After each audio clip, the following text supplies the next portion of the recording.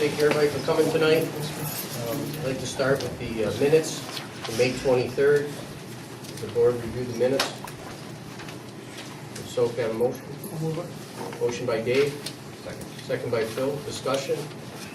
All in favor? Aye. We have some public hearings tonight. We have local law introductory C, procurement best value. Herb?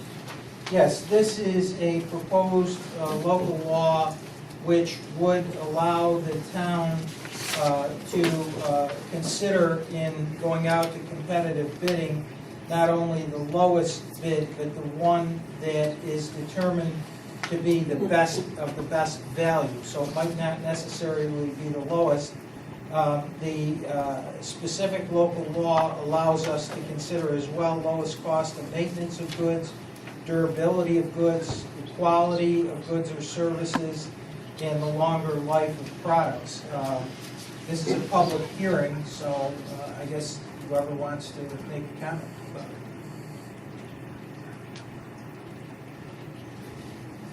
Public hearing open. Yep. Any comments on the local law? One of the comments I would like to make is in regards, if they do give a contract to somebody, there is liable to make the best, what the guidelines, what is supposed to be. If you give 4 feet for concrete, you give 4 feet for concrete. You have a inspector on the job, so they make sure that they follow up. I worked on construction, and that's what I come out with. And much, but I would say the lowest bid gets the job, but the lowest bidder is gonna do the job top the line. Thank you. I don't know. Anyone else? Close the public hearing.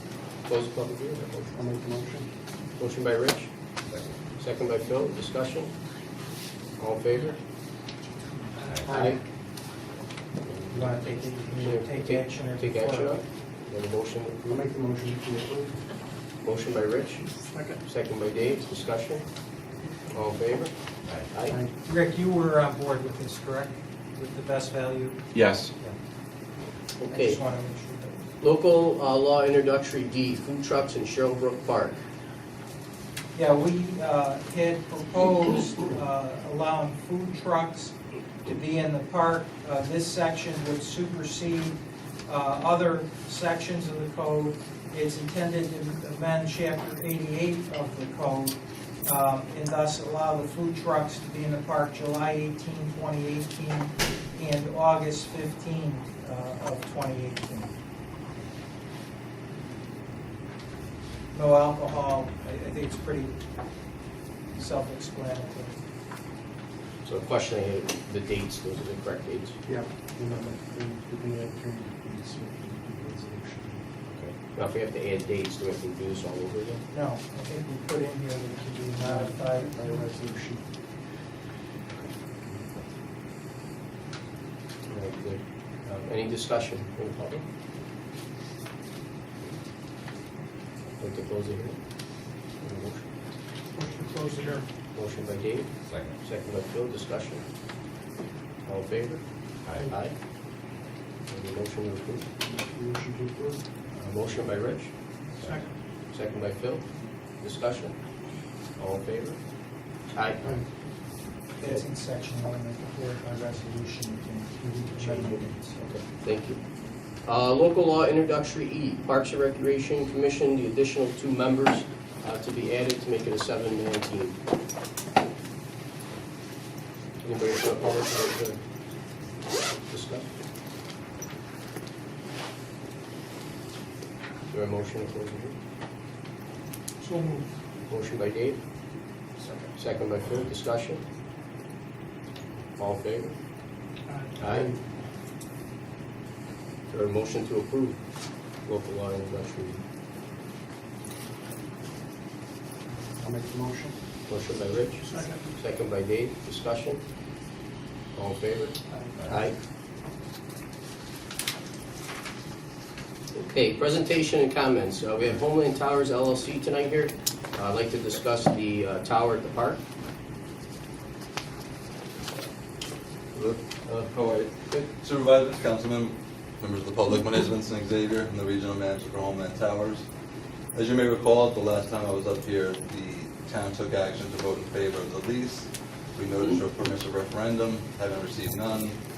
We asked the supervisor to sign the lease, and I believe that's been completed. So I'm up here tonight now seeking to begin the process of site plan approval through the town board. Subject to any eventual parkland alienation is required through the state. The first step would be for the town to act to approve the site plan.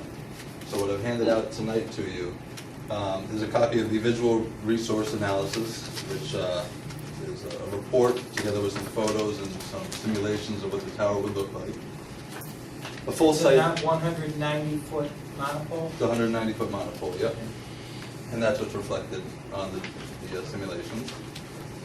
A full copy of the drawings detailing the actual way the site would be constructed. And an FCC compliance report, which is required to basically show that fully loaded with all of the carriers on it, that we are still well within the limits of maximum permissible exposure allowed by law. In fact, even at a worst case scenario, we're at about 1.36% of the 100% limit.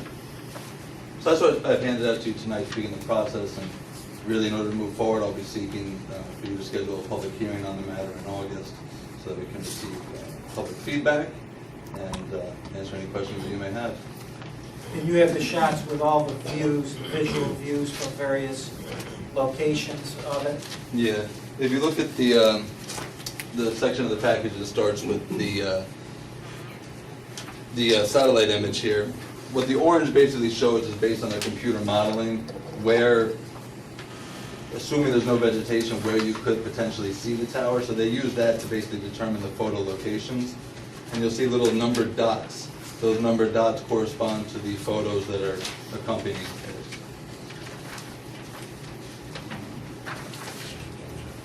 The tower is roughly put in 2 miles from the road. From the road, from the New Paris Road, you mean?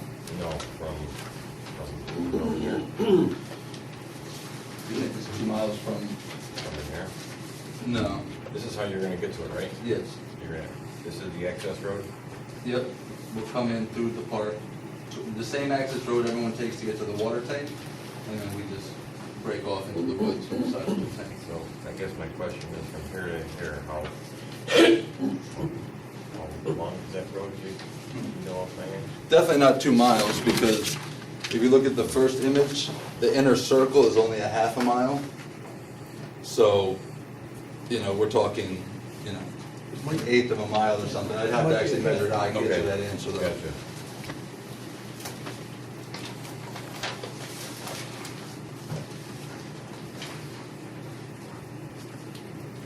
We wouldn't actually be putting any new road in. The site itself is only a few feet off the existing road, and that would be improved with the gravel surface. Otherwise, we'd be using the existing roadway. And the goal to do that was to make sure that we minimize any tree removal. I think you may have touched on this before, but is that available for the town use? Should we need a tower site for whatever reason? Yes, it is. The top of the tower is reserved for the town at no cost. And if you have immediate needs and your antennas and things are ready when I'm constructing the tower, I'll mount them to the tower at my cost as well. But I already have a crane out there. Would the same be true if the county had a need for a tower? Well, generally speaking, since it's on town property, the town gets the free site, but in a lot of communities, All right, go ahead. in a lot of communities, the town and the county kind of share services. So, the top of the tower has obviously limited retail, real estate space up there. Yeah, that's But my if you're point. telling me the There is- count, There is some space available currently. there is space available, and I can work with your emergency officials or the county to make sure that the top is utilized by whoever needs it. Right, I'm not sure that they're interested at this point. Yeah. But it would definitely be reserved anyway. We'll never use the actual very top of the tower, so whether it's now or 10 years from now, it'll still be there for you, as well as space within the fence compound.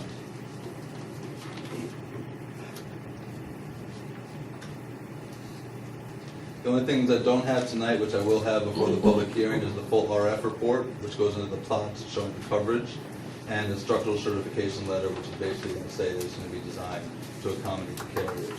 I should have that to you well in advance of the public hearing, hopefully early next week. And you're responsible if the tower needs to come down for whatever reason? Yeah, that's according to the lease. They're fully responsible for taking it down and restoring it to what it was before. Except any subsurface, so we don't rip up the whole foundation, we remove everything except for subsurface. We're not gonna go through the park and re-rip up the conduit, but we'll Okay. restore it.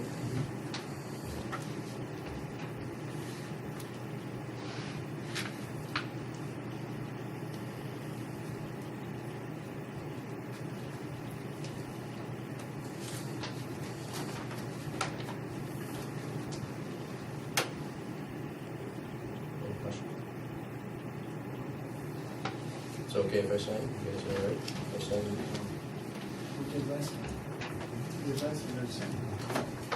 This is the resolution declaring, going forward, the lead agency and Yeah, this is- proceeding, yeah, the lease- scheduling the public hearing. Yeah, your lease approval resolution's been completed, this is actually just for site plan approval. Right. And we're determining it's not going to have a significant environmental impact, that this is a vacant wooded area that has no practical use to the town. It's vacant wooded land adjacent to a water storage facility. It still requires a public hearing. Yes. Yes. So do we need a motion or what? do we Yeah. need? Motion to schedule a public hearing. What time frame? Yeah, what's the schedule? August 1st and August 15th. In the proposed resolution, there are 2 blanks. Would you be supplying that information? Yes.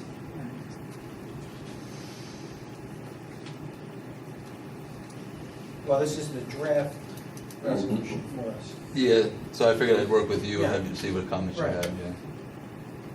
I'll make a motion to schedule a public hearing for the second meeting in August. Well, let's say August 15th. Okay, I'm waiting for somebody to get it. Is that it? August 15th. August 15th? No, Is that a meeting day? but August there's 15th. also August 1st. Well, there is so far, but most of the start. Oh, all So I was gonna say. if we So we're gonna change say the August date. 15th? August 15th. Okay, August 15th is good. So I have a motion by Dave, Second. second by Phil, discussion, all in favor? Aye. You filled out the long form EAF? Yep, that was included in the email. You still need a lease from me, correct? I do need the lease. Yeah, just, that's what I said. You don't have it yet, that's why. Yeah, otherwise people start getting mad at me for continually spending money without a lease. Yeah, So okay. if I could have that. Would be all set. Actually, Barb, is there any way you can do me a favor? Sure. Can you run upstairs and just print out a lease and I'll sign it for him now? Well, I had already printed it out if you had that. Do you have it? I don't have it with me. I Me and Herb went mailed it over to it the you. other day and I signed it and He signed- notarized it, but I he just signed wanted, it at so the you don't meeting. have to wait, that's Yeah. all. I'm just trying to, or if you want to wait, I can get it to you when we're done. Either way, whatever works, or if you want to mail it back to me. I can send mail it to you. Yeah, I can send you a Okay, UPS or all right. something. Okay. All right, I'll mail it to you tomorrow. So is your company paying for the ad and placing it in the newspaper? Yes, I will handle that. The notice of public hearing? Yeah. I'll work with you to see, again, exactly make sure what paper, what the time frames are, because sometimes you need to do it, you have to wait actually till right before. So I'll work with your office over the next couple of days, but yeah, I'll handle it.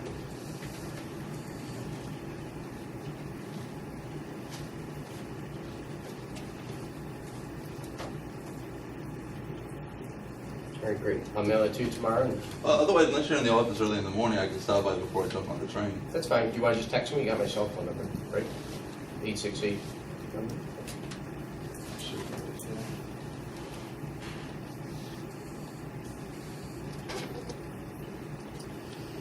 I don't know if I have it saved here, I don't want to waste your time looking for it, but if you want to write it down for me real quick. Yep, yep.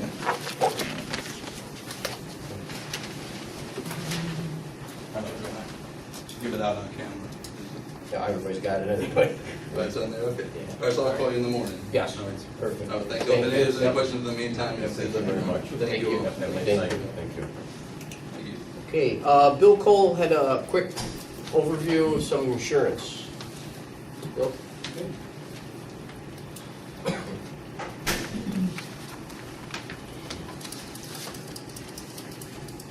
Just have a quick update. We had, since our last meeting, if you see in yellow, Melody was very busy, sent a lot of changes over to Michelle, so we had quite a few changes since our last meeting on 6/20, so Thank you. you see the changes in yellow. That's, those are the things that changed since 6/20. And since our meeting then, and with those changes, we got a few of the deletions in at the beginning. It brought it down about 1,900, but then all of a sudden there was a lot of, added three 2018 vehicles, there were a lot of additions and stuff. So it changed the premium up. When I last presented on 6/20, it was just under, it's 152,946. So it's changed it to 156,471. But it's with all these changes in yellow, which includes a lot of vehicle changes. So we have invoices with everything, but it's the 3-year rate lock at the 156,471. A lot of these things hadn't been done by the previous agent, so we got it all corrected.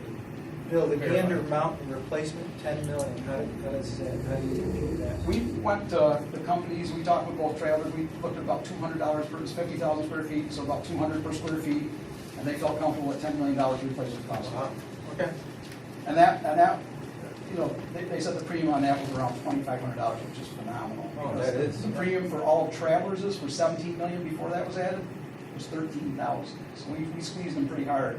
But that price was But added in the last quote. That was already included in the last quote. Okay, so there was no increase. But there's no increase with that. Okay. That wasn't, because there's only, between this quote and the last quote, there's only like a little over $3,000. So you want me to take that out of here then in the bottom? Because it says adding purchase at Gander Mountain Bill, but that was in the last. Yeah, that was already included in the last, Okay. in the last quote. So that didn't bring it up. So that didn't bring it up at all, because that Okay. was already included in the last quote, Okay. as far as that goes. So, but everything else is all vehicle changes, vehicle and equipment. So that was. Oh, because we got the new garbage trucks in and Yep, everything. you got 3 2018 Ford Explorer, there's a whole bunch of different stuff in there. So Okay. it's all vehicles and equipment. So bottom line, We're still saving money. you're still saving 10,000 of what you're paying, and travelers didn't have all of this stuff in yellow. They, in the 161 that we originally quoted, they did have Gander included, but they didn't have all these other changes. So if you add all these other changes, it'd easily be up to the 166, 170 range. So you're at 156, you're still over 10 grand ahead of where they were, and I brought them down over 10 grand from where they were the year before, as far as with all the changes and stuff, so. So you need a motion to approve the amended schedule? Right, the amended schedule, and I got invoices with the, I got invoices that shows changes, $4,700, $248 on the equipment changes, $4,700 on the auto changes, $500 for the OCP, which was already included in the first quote anyways. And then the 151,019, so that 152 went down to 151 because we had a bunch of deletions we first did, and then we had a whole bunch of other changes after that. So I wanted to come in person just to tell you exactly how everything was arrived at. So the bottom line is it's 156,471. That's everything with Houston Casualty. There still is a policy to come in for the police, and that's for $250 per officer up to $1.25 million. So if you had a bad incident and 6 officers got shot and killed, you'd have $250,000 for 6 of them up to 1.25 million. $250,000, but that's for accidental death, it's not a group life policy. It covers them 24/7. I did have an officer ask me, play some sports with my daughter. Is this a group life? And I said, no, it's accidental in the line of duty. So you have to die in the line of duty for that type of situation. So and we took that over. And that's a 3-year policy of $62.76, but you only pay annually $2,092, and we haven't billed that yet. So we'll get you an invoice and a policy when we'll have that in shortly. So that's why I just wanted to come out. And we have another few policies that come up later on that are that come up on 127 with a tank pollution.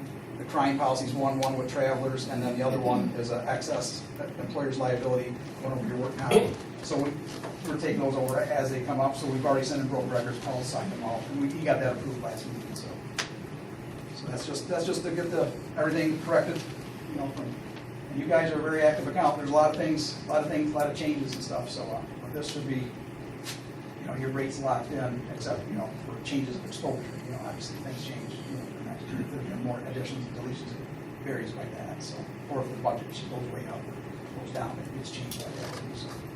I'll make a motion to accept these amendments. Motion by Dave, Second. second by Phil. Discussion? I just wanted to add here in the discussion, it says adding the gain amount, but that was Yeah, already that was already previously. included in the So I'm original gonna, quote, yeah. if you have a copy for Gail, Yeah. maybe you could just X that out on the I'll bottom so she decide that, doesn't because put that was that. already Okay. included, Perfect. I'll just put already included in parentheses. Okay. Thank you very much, everybody. Thank you. Thank Aye. you. Thank you. Rich? Here, hang on. Thanks, Bill. Okay, presentations, Mark Harrell.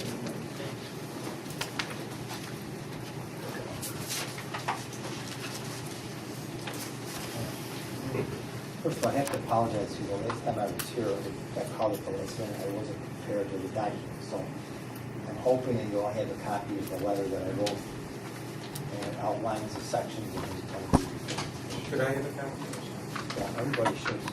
So everybody get a copy and we'll hold it. You don't have it? I don't have Anybody have it?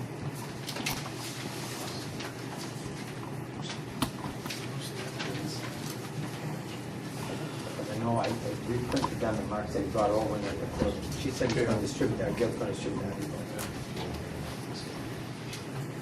Would it be helpful if somebody made a copy of these to distribute?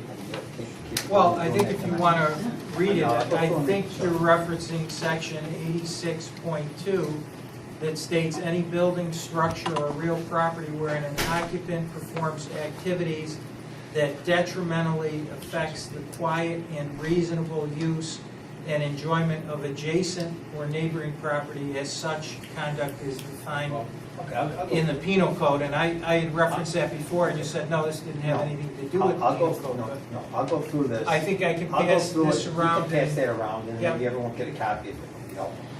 To refresh your recollection, Mark Karam lives at 26 Chestnut Street, and there is a rather large flag that is at the adjacent property at 30 Chestnut Street, and it is very short distance from his bedroom. What's it? It's 15 feet from the bedroom.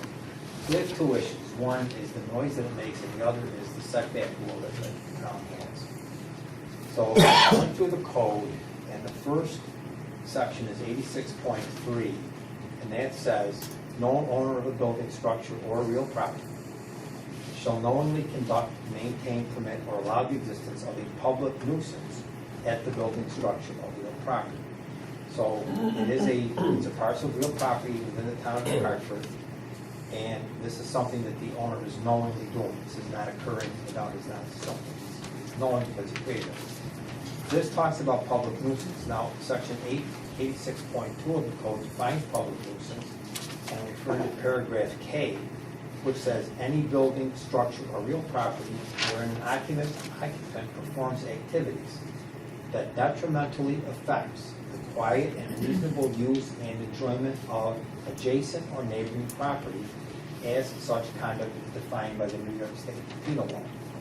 So the penal law defines the conduct, but the town code defines the effect. And the effect is that it detrimentally affects the quiet and reasonable enjoyment of neighboring property. If you look at the penal code, it's the section on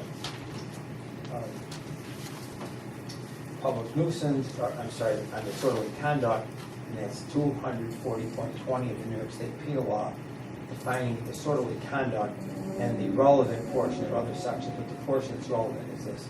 A person is guilty of disorderly conduct when, with intent to cause public annoyance or recklessly creating a risk thereof, he makes an unreasonable noise. So it is not that he intended, you don't have to have intended to cause a public annoyance, but recklessly means that there is a risk that it will cause this effect and you disregard that risk. So if I put those sections together, and I spelled this out in my letter, taken together, the New Hartford Town Code prohibits a person from making an unreasonable noise when such noise detrimentally affects the quiet enjoyment of neighboring properties. Now, the issue really is this: is the enjoyment of one's property for sleeping purposes and to have quiet in the house a reasonable use of the property? And I think most people would agree that that is a reasonable use of the property, because that's what most people use their property for. They have a bedroom and they use it to sleep. Is this is it an unreasonable noise? And that's what the statute says. The penal law says unreasonable noise, and your code says a person cannot disregard the risk and create this noise. So the risk, the noise that is made from this flapping flag that is 15 feet from the window, in my opinion, and that's what we're asking the board to look at, would be an unreasonable noise. This is not, it is not a necessity, it is not a business that needs to operate with that flag. It is not anything that is required to be in that particular location. So when you, in the law generally, when you look at something, you balance what is the detriment and what is the benefit to each party. How is one affected? Mark Karam is affected because he can't sleep because of the noise that it makes, and they have a recording that he'll play instrumentally. The neighbor, how would that impact his ability to use his property? Well, it really wouldn't, because all we're asking that he does is relocate the flag. So he can still have his flag, he can still present his flag for public display. It's lit up at night, and apparently he wants to do that, and it's perfectly fine. Our objection is the location. We also find that there's a light at night on the flag, and it does come into his bedroom window, which also makes it difficult for him to sleep. Now, the town also has a setback rule for any structures, and a structure has to be set back so many feet from the property line. Sometimes a person can seek a variance if there's a valid reason for seeking a variance. Perhaps you don't have room, the structure's already there, or there's some reason you can't go to the structure without getting a variance. But no variance was sought here, and I believe that this is within the setback. So for those two reasons, we're asking that the town review this matter and determine that this flag is not only in violation of the setback rule, but it is a violation of the town code regarding the creation of a public nuisance on a person's property. Now, you can bring that up. Last time we played a recording, it wasn't very clear. So this is, the limitations of recordings, because there's about, you can put it in the middle.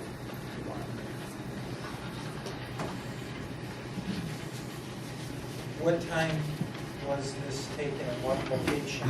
It was it taken at the inside window. or outside? It was taken inside at my bedroom window. Window closed or open? Window was open. The second part with the banging of the metal was taken with the window closed.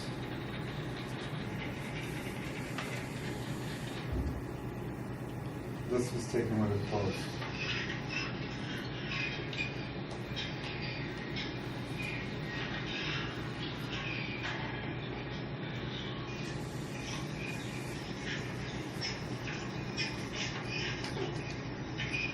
What time was this? Probably like around 10, 11 o'clock at night.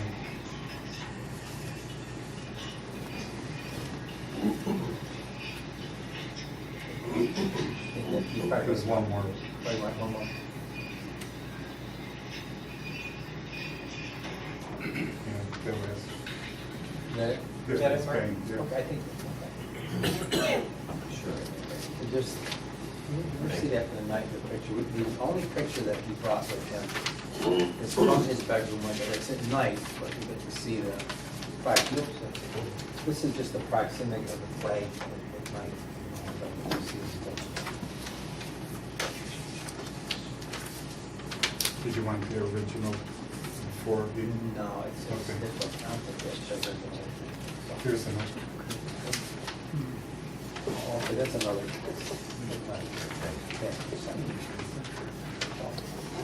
As I reviewed this, and I know there was some discussion last time, I don't have any problem with the ordinance. I think the ordinance is perfectly fine the way it is. And I think it's just, it is somewhat subjective. What is unreasonable? Is it unreasonable for a person to want to sleep? Is the noise unreasonable? And you have to look at it, I think, in terms of what is the need for that noise to be made. if you were living next door to a commercial property and the noise is necessary because of the operation of the business, that the business couldn't operate without making some noise, then it would become, I think, question being, is it reasonable? Are they making more noise than they need to, or do they need to make that noise to operate? Last time, I think Mike brought up a car. And if someone's driving in and out of their driveway, they may have a car that may be loud for a few moments. We all have to live with it. Like you said, your car's at light, stuff like that, it makes more noise. That would be a reasonable noise, in my opinion, when you're moving a car in and out. But to have this go all night long, in my opinion, it is unreasonable. We're just asking the board to address that and ask that the codes officer review the matter, and I would like to have the person cited for violation of the codes and come to a reasonable compromise. I'm not looking for in jail, and I'm looking to find, all we're asking to do is, if you want to leave the flag where it is, then take it down at night. If you don't want to take it down at night, then just relocate it so it does not unreasonably interfere with his reasonable use of property, which is the sleep. Thanks, Mark. Thank you. Very nice. Anybody have any Thank you. questions? No, thanks for coming. Thank you. We did intend for you to have a copy of this, so maybe if you want to review the matter before you leave, take a look at this. Thanks. All right? Thank you. Thanks for coming, Kim. Thank you very much. Motion to close the public hearing? No, we're just public presentation. Oh. Before, will you be taking any action on that tonight, should we later? I don't know. It's up to them. Yeah, well, who's Bart posted? Is it Jim? He should be here too, so why don't we wait for Jim? Yeah. Okay. Okay. So Thanks. we'll leave that. Okay. Thanks, Mark. Thank you very much. Thank you. Thank you. All right, reports for town officials by standing committee. Town clerk committee, Councilman Woodland.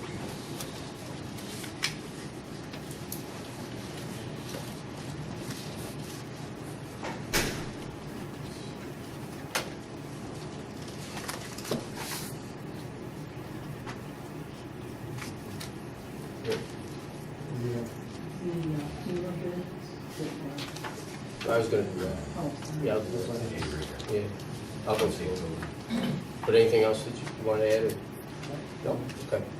Zoning codes and planning committee, Councilman Mesa, which isn't here. We have an unsafe building on 27 Benton Circle. Present a written report and schedule a hearing. So we'd like to schedule a hearing. Well, Joe's got to present his report. Is that okay? Yeah. Just to summarize, this home's located at 27 Benton Circle, and it suffered a major fire. On July 26th, I'm sorry, June. June 26th, 25th, and it's structurally unsafe. The house is also loaded with debris, almost like, well, it is a hoarding condition. It hampered the fire department's efforts to put out the fire. As I said, the roof is collapsed, it's very unsafe. I notified the owner of the property condemning the structure. I have not heard from that person. I'm recommending the board at least get her in front of the board to see what her intentions are at this point in time, because the house cannot stay as it is. Joe, I know your letter was dated July 3, Yes. 2018 to her. That You was a received no condemn- response? Correct, that was a Whatsoever? condemnation letter. And was it sent certified? or- Yes, it was. And do you know whether or not she received it? Did she sign? She probably didn't sign. I'm in hopes that she had her mail forwarded to her. Okay. The house is barricaded, but the roof is entirely open. There are pictures, I don't know if you see your pictures are black and white, but it clearly shows, this is a good picture actually. It's gone. It's gone. And the problem is that because of the hoarding situation inside, there's food in there that's gonna attract rodents. And it's impossible to get in to stabilize because of all the debris on the floor without removing all the contents first.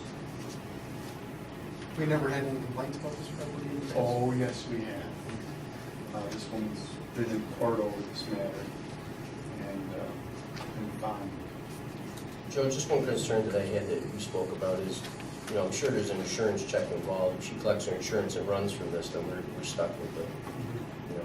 That's true. So what can we, is there anything that we can do, or, you know, that we can put a lien on this house? Yeah, That if she gets insurance, I mean, because, That'd be yeah.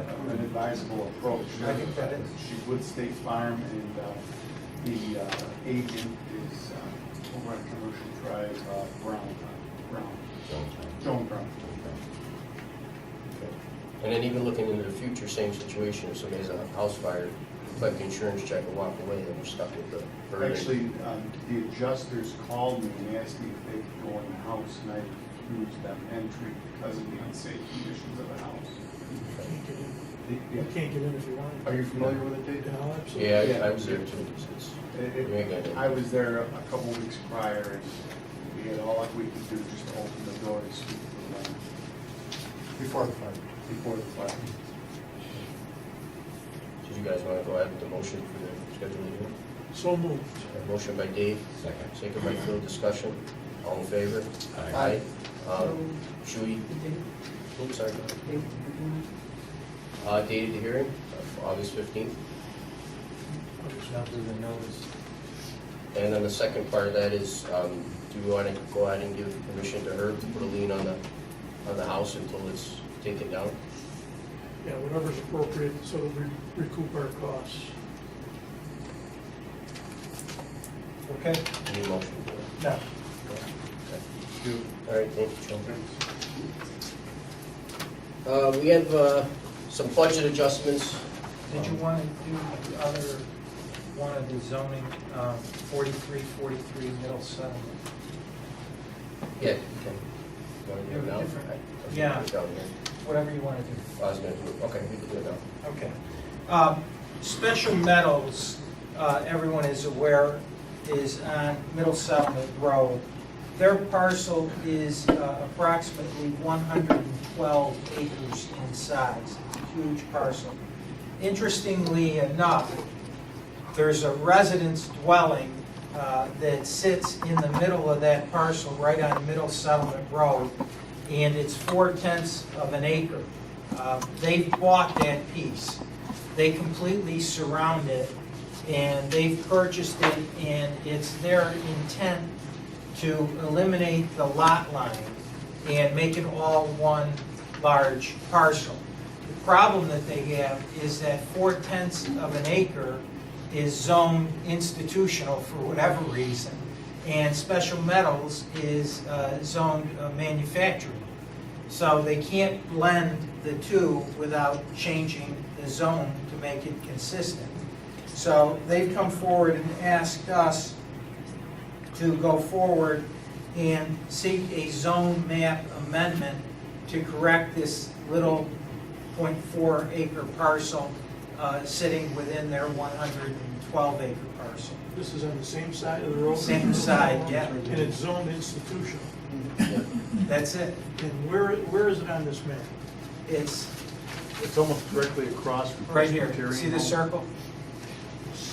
Oh, okay. Yeah. So That's it's on the it. back side of their, That little dot, Front side of it. front side. No, right here where the X is, I'm sorry. See the X? Yeah, See the so- little X? yeah, that's. That's it. That's between the Memory Metal place Yes. and Special Metals. Yeah. It's a private residence Yeah. that they have just bought. Yes, all right, now I know where you're at. And they want to eliminate the lot line and make it one parcel, and they can't do that without us changing the zoning. Joe, do you have an opinion on that? A manufacturing zone is the natural choice for this small parcel. However, at the time it was rezoned, a home does not fit in the manufacturing zone. It would have been very encumbering for them to do anything to their house if they existed in that manufacturing zone. So They were put in the zone that's across the street, which is an institutional zone, and gave them a little flexibility. And Special Metals has already bought this? Yes, they closed yesterday. So what we're asking is if the board would consider a resolution to go forward with the zone map amendment and refer the matter to the planning board for approval, a recommendation on the amendment, and then it would come back for a public hearing before you. So moved. And who will do the applicant, town board? Town board is initiating. This has been vacant for a while too, I believe. No. No, Brandon Eddy? Yeah, they just she moved lives over there. at the Millgate. Oh, Yeah, they just go. Motion by Dave, Yeah. Second. second by Phil, discussion. All in favor? Aye. Okay. Thanks. Yeah, no problem. Dan has a few budget adjustments. Yes. I think you have copies of these, they should have been distributed. The first one is in general hotel, is to move $13,500 from contractual to senior center, which is basically some of the savings on the facility rent. So that'll get to AA 6772.4. To decrease that by $13,500 and then increase contractual engineering AA 1440.4 by the same $13,500.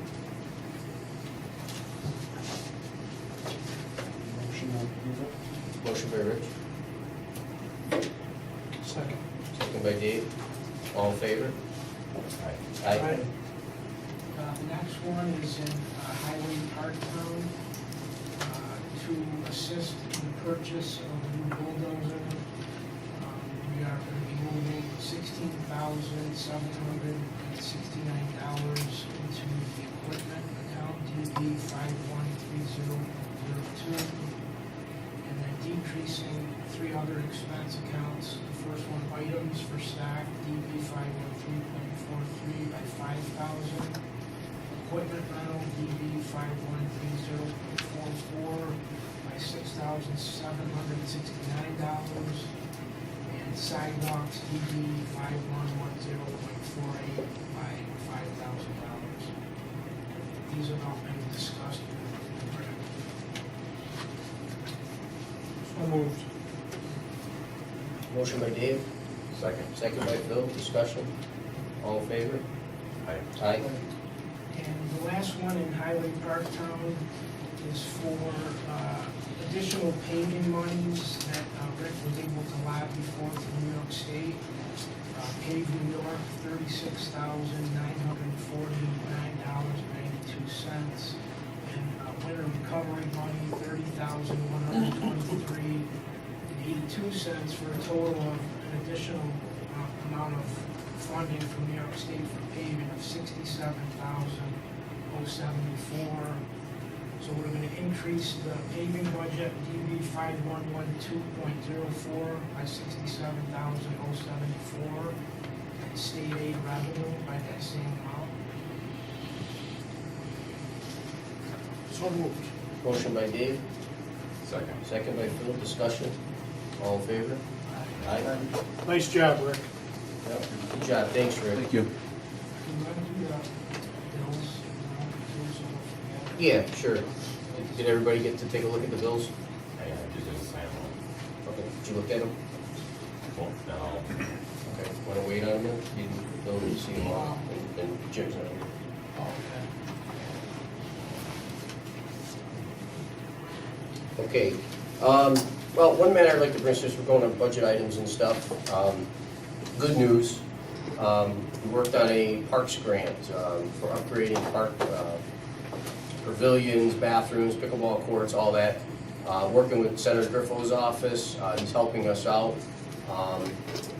So we got a total grant, it's the largest grant ever for New Hartford Parks of $250,000 for material.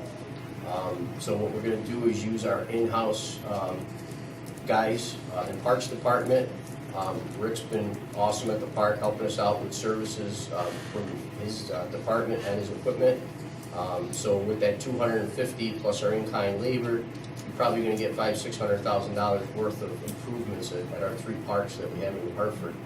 No cost to the town, and it's 100% full grant. So, and I wanna thank Barb, because we did probably hundreds and hundreds of estimates and invoices, and put all kinds of stuff together for the last 2.5 months, but the state's given it to us, and Joe Griffo's office was the one that led that.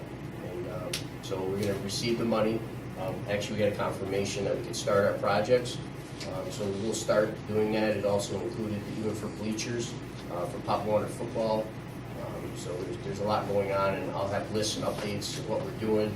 I don't know if you guys have been up there lately, but the bathroom, we're kind of turning it into like a little log cabin. We repaired doors that are broken and rusted. We're redoing the playground area. Gonna redo all that area.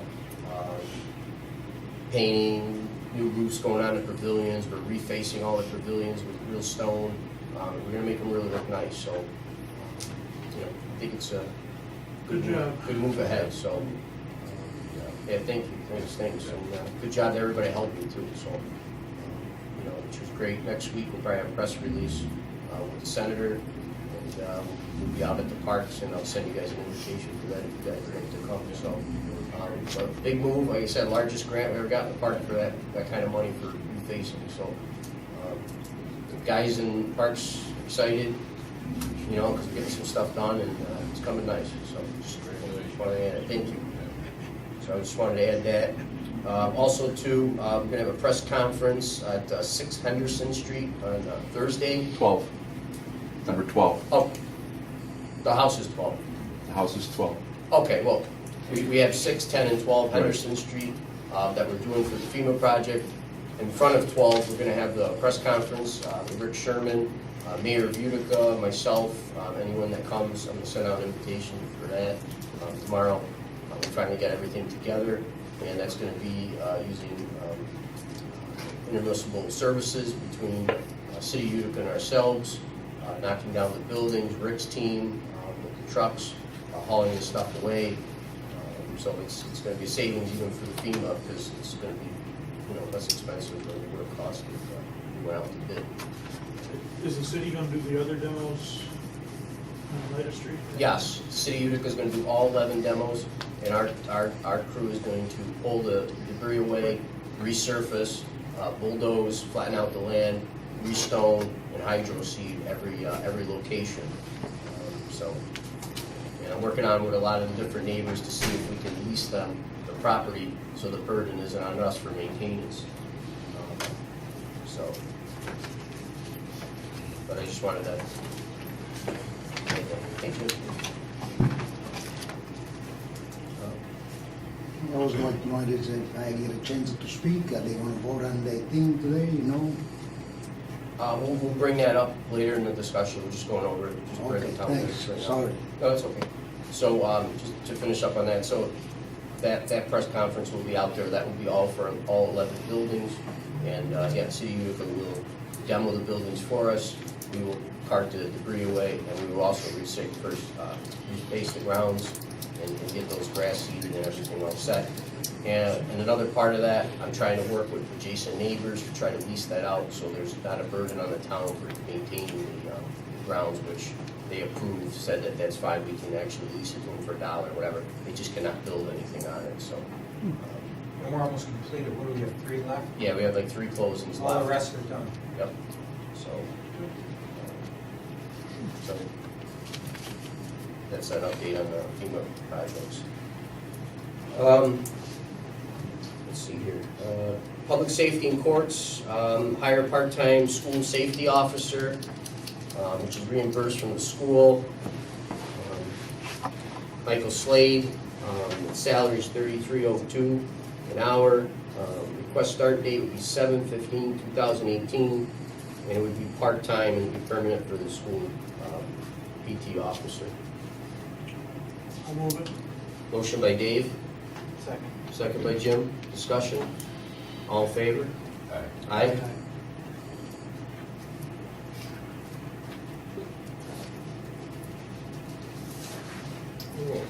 Anything else? Any matters or anything? Yeah, I had a matter as it relates to the health insurance benefits. Do you want me to Sure. go into that? We've been looking at the employee handbook, and sometimes bells ring in my head, but in looking at the employee handbook, health insurance benefits are offered to all non-union employees. And then in parentheses, it says also the following elected officials, and it names the highway superintendent, I think the town clerk, and town justice. In reviewing this, I contacted the Association of Towns because it was kind of peculiar that they just named 3 elected officials and not the rest. And I know some of you probably have some background in this, but the Association of Towns provided me with a controller's opinion relating to the fact that you can offer benefits to other groups, such as elected officials. However, you have to, in categorizing them, you can't just pick out 1 or pick out 2 elected officials. If you are going to make it available to elected officials, you have to set up a criterion. And in looking at some of the other towns, I always look at Fayetteville or DeWitt or Guilderland. This is what Guilderland does. And what Guilderland specifically does, and somebody's got my highlighted one, they allow benefits, healthcare benefits to non-union employees, and they further allow retirement benefits. And you'll see that they set up a standard. If an employee is permanent or part-time working over 20 hours and hired by a certain date, or 25 hours hired by a certain date, then they would qualify for the benefits. They would further qualify upon retirement. If they had 10 years of service, they get a certain amount. If they had 20 years of service, they get another amount. So in looking at the handbook, I was concerned that it distinguishes and only provides for 3 elected officials. And I don't know if the board wants me to go forward and try and set up, and I've got to research as to whether I have to go with a local law or a resolution to set up something similar to this, which would set up a definite standard that we would follow. In other words, if you were an elected official and you were putting in over 25 or 30 hours a week, you might then be eligible to secure the benefits, including the retirement benefits. But I wanted to bring it up.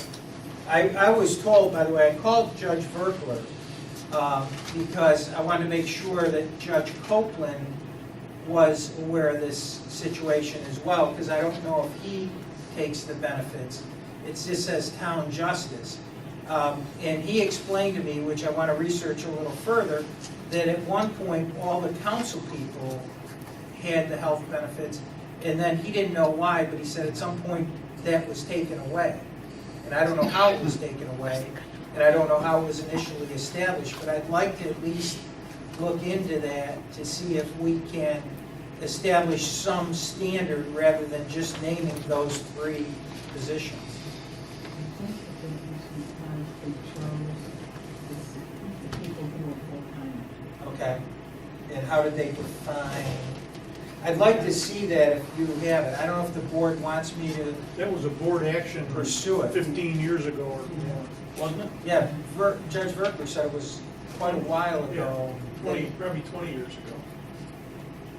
And did the councilman have the health insurance? I wasn't part of it, but I know the council had it, yes. At one time, For how long? the board, the members of the board, I don't know. Well, if the board wants me to, I'd like to research it. If the board is interested in doing this, I could come up with some suggestions. I don't know what your guys' thoughts are. So it only names 3, It only names 3 positions. and that they're elected. 3 elected. elected. Well, no, Full-time. yeah, all this was the quote-unquote employee handbook. Right. And in the employee handbook, it says that all non-union can have the benefits, and these elected officials can. And the 3 elected officials specifically named, it doesn't set a criterion. In other words, it doesn't say elected officials who work full-time. It says these 3 specific people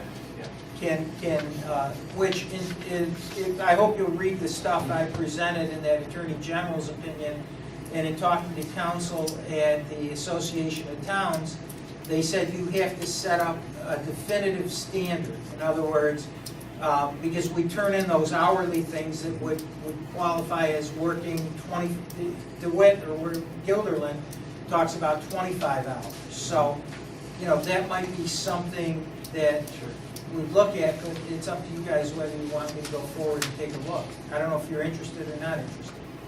Yeah, I mean, it's, like I said, if you're only naming 3, why don't you just do all the non-officials? Right, I mean, it only makes sense to be consistent. Sure. That's nice.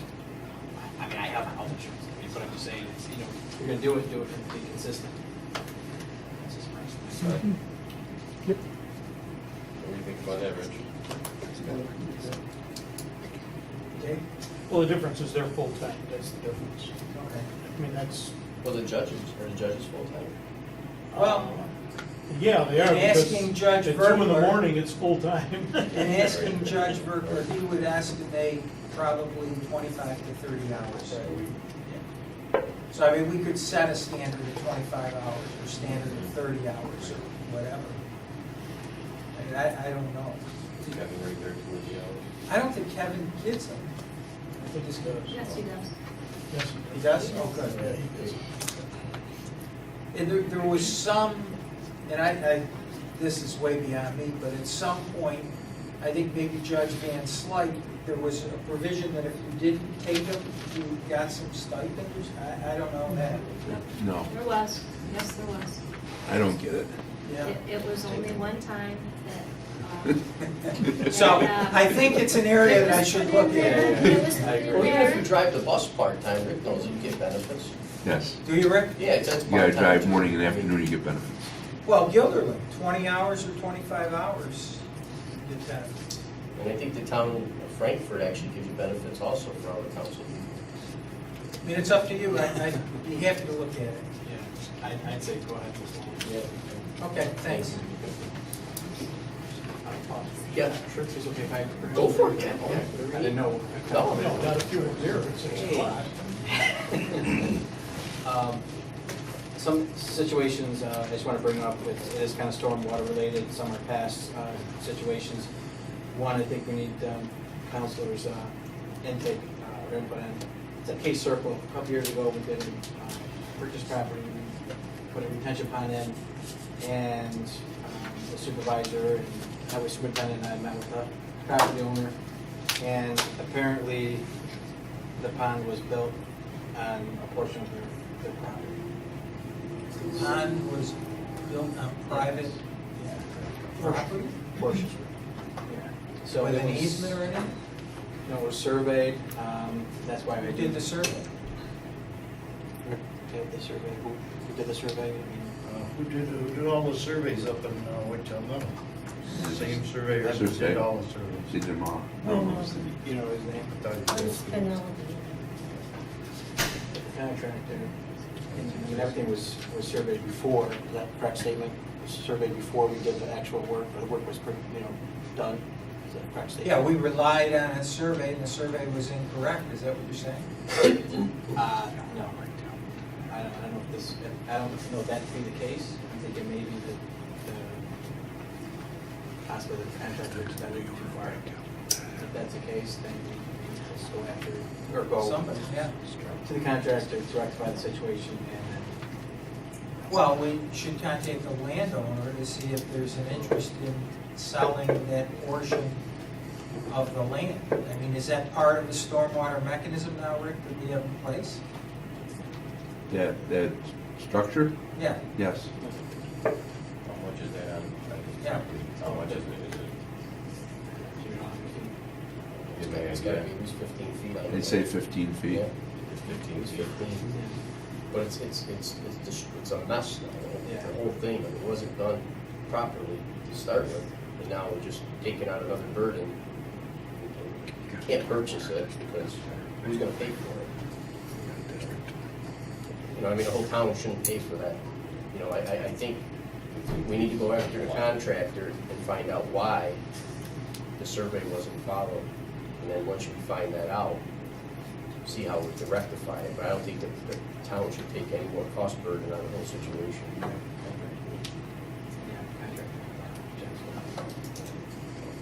Well, why don't you give me the stuff? I know I sent him a letter a couple of months ago, Rick. We talked about that. I don't know if this is the same Same area. situation. Stormwater district. Different situation, but same area. Yeah, why don't, if you've got the stuff, get it to me and let's take a look at it. Yeah, because this was, I think, land that we bought, we never actually put in the stormwater district to begin with. So we purchased this, what, I think it was even before my time, I want to say. Oh, yeah, sure. It's case But it never circle. went into the stormwater district, so the whole town again paid for that piece of land. We can't, and we paid for the work to be done there as a whole town. And then now we have an issue. I just think it's time that we stop paying as a whole town for, you know what I mean? So I think this is really a contractor issue. Yeah, okay. I mean, we shouldn't have went on someone else's property to work. Whoever told him to do it, he should have still stuck with it and did what he had to do, you know? And there was a bond pulled for this, Rick, you know? I'd have to look into the records. Because if there was a bond, maybe we can, Well, the other thing is, the problem that we had in Woodbury was all attributable to the surveyor. The surveyor made a mistake in the elevations. That's why we came out 2 feet higher than we were supposed to be. And I'm wondering if she's the same surveyor that did Case Circle. Would the surveyor be on the hook? Yes. sure. Yeah. Yeah. So I'll be happy to sit with Rick and go through that.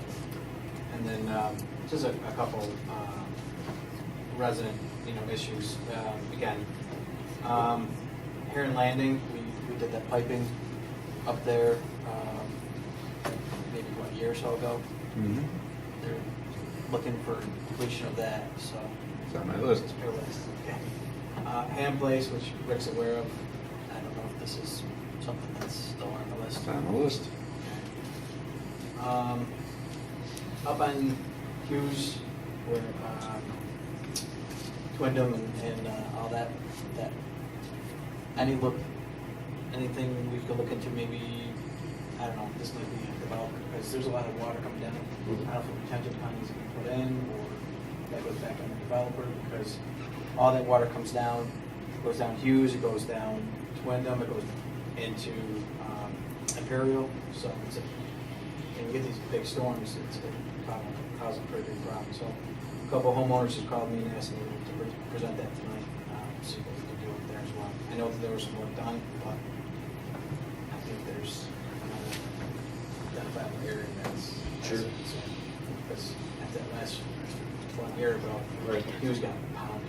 So I know it's part of your storm district plan, but just kind of bring that up because I said I haven't mentioned it, so. Where are we with those? we still gotta get the numbers exactly, what it's gonna cost per house. We should, in the next week or two, we can get on that, get some real information to the board. We're probably gonna have another meeting. Yeah, Mark we had a mentioned this. meeting last week. Yeah. So, but we're still at the same point right now as we speak, nothing's changed. Yeah, but it should in the next week or two, so. Are they identifying, or are they getting with Rick to identify and yourself what areas are problematic or Need the most attention. Not yet. That comes with, again, going out to determine, that's another part of it. This is a plan just to see if we want to do the districts. But to determine actually the issues, you have to do certain studies for each group of issues, each area. So, again, going forward, there's some grants now in New York State and stuff that I'll talk about tonight for that. But again, the whole town paying for one area, I just think it's, setting us up for disaster, because then the other area wants it too, and they're paying for, so we gotta kind of figure that out and get some clarification on which angle we're gonna go to. Because a lot of this stuff, again, is in people's backyards, and you know, we gotta come up with a plan of what we're gonna do and what we're not. You know, I think that's the only way. Someone might, up on Cable Road, there are catch basins in people's backyards. Right, right. That's owned by the town. Right, yeah, whatever's owned by the town now, whatever's ours, you know, again, that's the reason for the stormwater is to do continuing maintenance and have a good maintenance schedule, so it helps. But to do big projects, I think we're really gonna need, you know, the help of the county, grants, that kind of stuff to go ahead and do those projects. In fact, the county right now is working great with us. You know, there's 2 places they're looking to do, and give us, you know, some grant money to help us with it. So, you know, I think going down that road, I think is great, because we'll get some funding from the county, and they'll help us with a project. You know, we've used some in-kind services with Rick's team. You know, again, we won't have to go out to bond again for another project. You know, because it's over time, it's really tough. You know, and then we only solve again. My thing is, if that was the thing to do for everybody's problem, it's great, but there's so many of them in everybody's district that, you know, who do you do first, and who pays for it, you know? So, for being able to come back with price, just help me understand, with a cost, how are they basing that cost when they don't know what the issues are in each area? So the cost is for maintenance and to repair drainage in the streets, like Pleasant, where you are, down the street going towards Sherman. The road's undermining, there's no pipe there. You know, this is to fix, you know, our right-of-way areas, to keep those clean of debris, keep our retention ponds that we own clean, you know, repair issues that are occurring, you know, on our end. I mean, for backyard projects, this isn't gonna take care of that. I mean, that's gonna be something to say, we look at each district itself, put projects together, you know, and then that's gonna be, again, another charge. And then some of it will use grant money to offset that charge for that. But that's the only way to take care of those big issues. Because again, you know, every time we get out there, it's $500,000 plus for each of these issues. I mean, if we had $20 million right now, we're not gonna solve probably 20% of them. I mean, that's how bad it is. I mean, you have problems on Lower Woods, we have, you know, issues, you know, down on, you know, Lane area. I mean, it's all over, but there's major issues. I mean, on your street, Jim, I mean, your street was a disaster when we had the flood. I mean, those poor people, I mean, it was probably one of the worst areas. So I just, you know, just want to bring it up because as we get closer to that, I just want to make sure we're all aware of these areas. And sure, 100%. Right. Right. Yeah. They're problematic areas that, you know, everybody cringes when, you know, it rained almost to the anniversary where a couple days later we got that little flash storm. Everybody panics. Right. So the 4 such rain. So. No, I agree. And then lastly, is it phase 2 on Grange Hill? Where do we stand in that project with the county, you know, offering up some funding for that and easements and so forth? So we got an easement that we needed. Behringer, we took care of that. There's no cost to the town. Rick today, actually, I believe you got the permit today, Rick? I have the permit, yes. Yep. So Rick has the permit. And we're pretty much moving along. For funding on that project, it was at 100,000, Rick? No, I have the application into United County for, I think the bid on the job was 410 total, and the county has given me 205 for that project. And that application is in. There's one easement, I believe, another attorney, you should have got the second one. He was getting him in, he was away for the Okay. weekend, but he Yep. was supposed to come in Okay. Monday and sign Yep. Tuesday. I should have that probably That's tomorrow. Yep, and we're ready to go. The structures, all the concrete structures are in. I have an appointment with National Grid, I'm UFPO in that intersection to meet with the gas. There's a huge gas main that goes down on 9th Street. and we need to meet, to make sure if they gotta move it, to make room for the 30-inch stormwater pipe. And that's the last meeting with that, and we're ready to go. How's our contractor? Is he, his timeframe? Is he He's, still good? he's still good. I expect to have equipment in there, and he'd be in there within 2 weeks. Well, what I'd like to do too with Stormwell, I'm gonna go over one thing and I'll bring it up, so I'll come back to Stormwell. Anything else? I'd just like a report from the senior center. How are they doing? How are you doing in Willowville? We're doing good, but we do need 3 cell phones. Wayne Smallsy spoke to me today, and he said it's not feasible for him to be on that line. He wants the fire line separate from the town line. So he did ask this afternoon, could we get 3 cell phones? So right now they're using the firehouse number as their number, and it's not working. It's not feasible. Okay, no, that's not an issue. I don't know if the cell phone is gonna be the way to go. I mean, maybe do a virtual line through the computer, through like some IP technology, because the only thing is you can't get reception there. Right. So if the phone line don't go through, Right, cell phone may not be the answer. yeah. Let me see, because I did call Polsey for you. I mean, they have wireless there. The only thing they have to do is tap into the wireless that's there. We're on. We came in yesterday. Yeah, you guys are on, yeah, no, I understand, but I'm just saying, but using the wireless, we might, they're on Cell internet. phone So, coverage is not great. no, it's not, so I don't know. I have to go outside to make phone calls. Yeah, so that's not the phone. answer. We might be able to add an extra line to their service maybe, and then just dedicate it for us. We'll forward the phones to that line. Okay. But let me see what we can do. Well, Barb's gonna see what we can do. I can see her smiling. She We're knows she's gonna fine. be on that There's one. one other thing too. There's bingo tonight over at the Willowville. It's very popular. Yep. And they asked us to always leave the place just as we have found it. So it means that the brick from the highway garage, the men have to come over and we take the tables and chairs and put them back up. Okay. So for the bingo. And it's once a week, but we do need help because my staff is mostly all women. And it's with him when he has so much to do. Is it possible maybe we could hire somebody or temporarily come over to? Don't you have Bernie over there that works? Bernie's only there Tuesdays and Thursdays. But this is Wednesday. Okay. But bingo, we have to have it. On just Wednesday. For the bingo. Well, it's just stacking the chairs? 20 up 8-foot tables again, because on Monday we have aerobics and I have to take down an area, a clearing area. And then we have a bridge gang on Tuesdays and Fridays, and we have to take down an area so they can play bridge. So you need them for Wednesday. just on Wednesday? Wednesday is the day we want to be good neighbors to them and not be put out. All right, let me see, because you know what, maybe I can send one of the parks guys down to help you out. That'd be fantastic. Okay. All right, thank you. And Yeah, otherwise- I'll send one of my summer help. We'll come down and do it for you. But we're doing great otherwise. Okay. All right, thank you. All right, call me in the morning and I'll send the summer guy down there to help. Just Wednesdays though, right?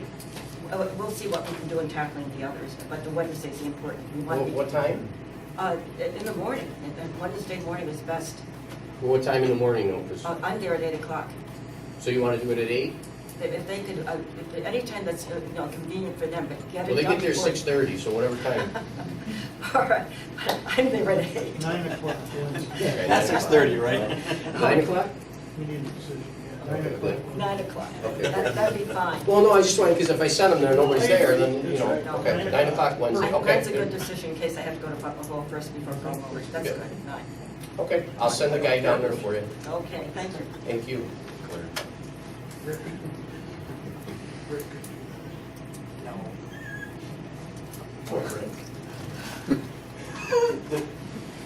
Did you give the last update on the Chadwick's area with the final of the trash pickup? Did you give an overview of that yet? Or I might have missed that. Did I get an overview? I gave it to the supervisor tonight. What'd you give me? What it cost me for the trash program. Yeah, it was excellent. Actually, Rick was under budget. Worked out great. Yep, good year. Everybody, No, they're static. Listen, they're getting something for their money. It's a no-brainer.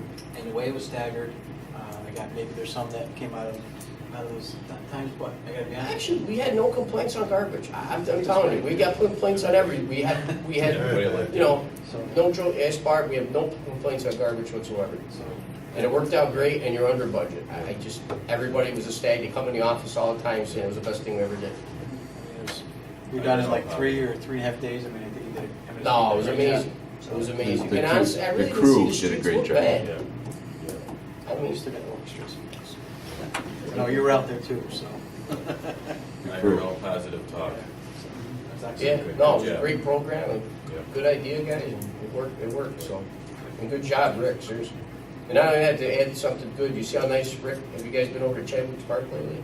They're doing a beautiful job over there. It's coming really nice. We changed that parking lot around. Yep, I saw it. Yep. Next couple of weeks, we should have new lighting, all the LED.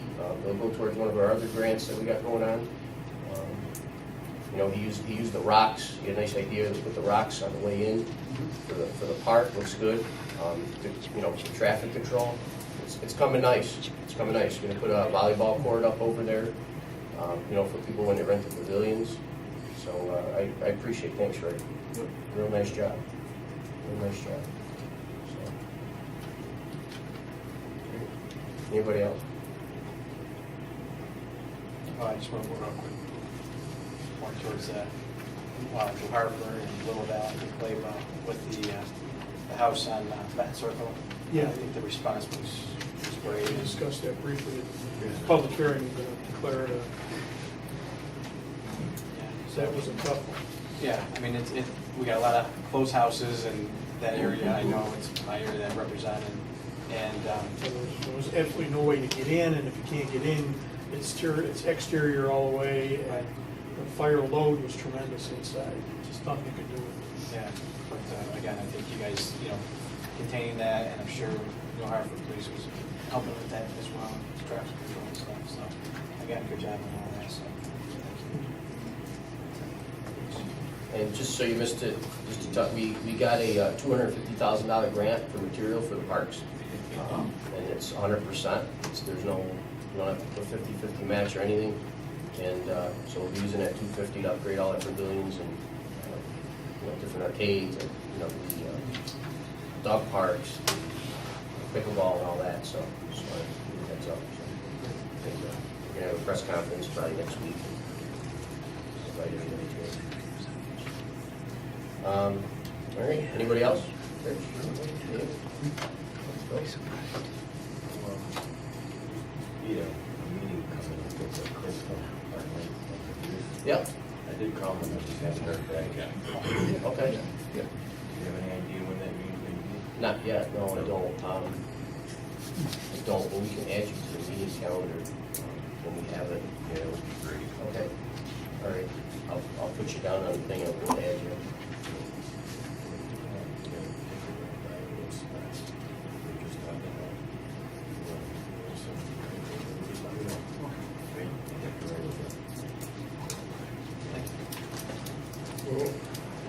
Anything else? All right, a few things I have. One is there is a Climate Smart Community grant through DEC, there's parts through NYSERDA. It all comes together. What it is our town gets certified as a smart community. And once you get certified for smart community, it opens up to many, many grants for stormwater, solar, LED, saving money. There's tons of grants, electric vehicles. NYSERDA is huge. Yeah, there's a bunch of good grants for that. So what I like to do is, if we can get certified as a community, right now there's only actually 4 towns in the whole state that are certified. I've been working actually on a lot of these tasks that they want you to do. You have to get a 120-point system. I got about 60 points so far from the stuff that I'm working on and things that are in the motion of getting done. And again, once you become that certified community, there's a lot of money that comes with it. There's also a lot of money that comes with the tasks that I've been doing. There's money that comes with those. So there's grants to get there, and then there's grants, big grants afterwards, and then it opens you up. Like right now, Rick needs a salt shed because he's right next to the canal. And it might fall into the water. if we became a smart community, it would put us on the top of the list to pick us for a town that would get a full grant for a salt shed.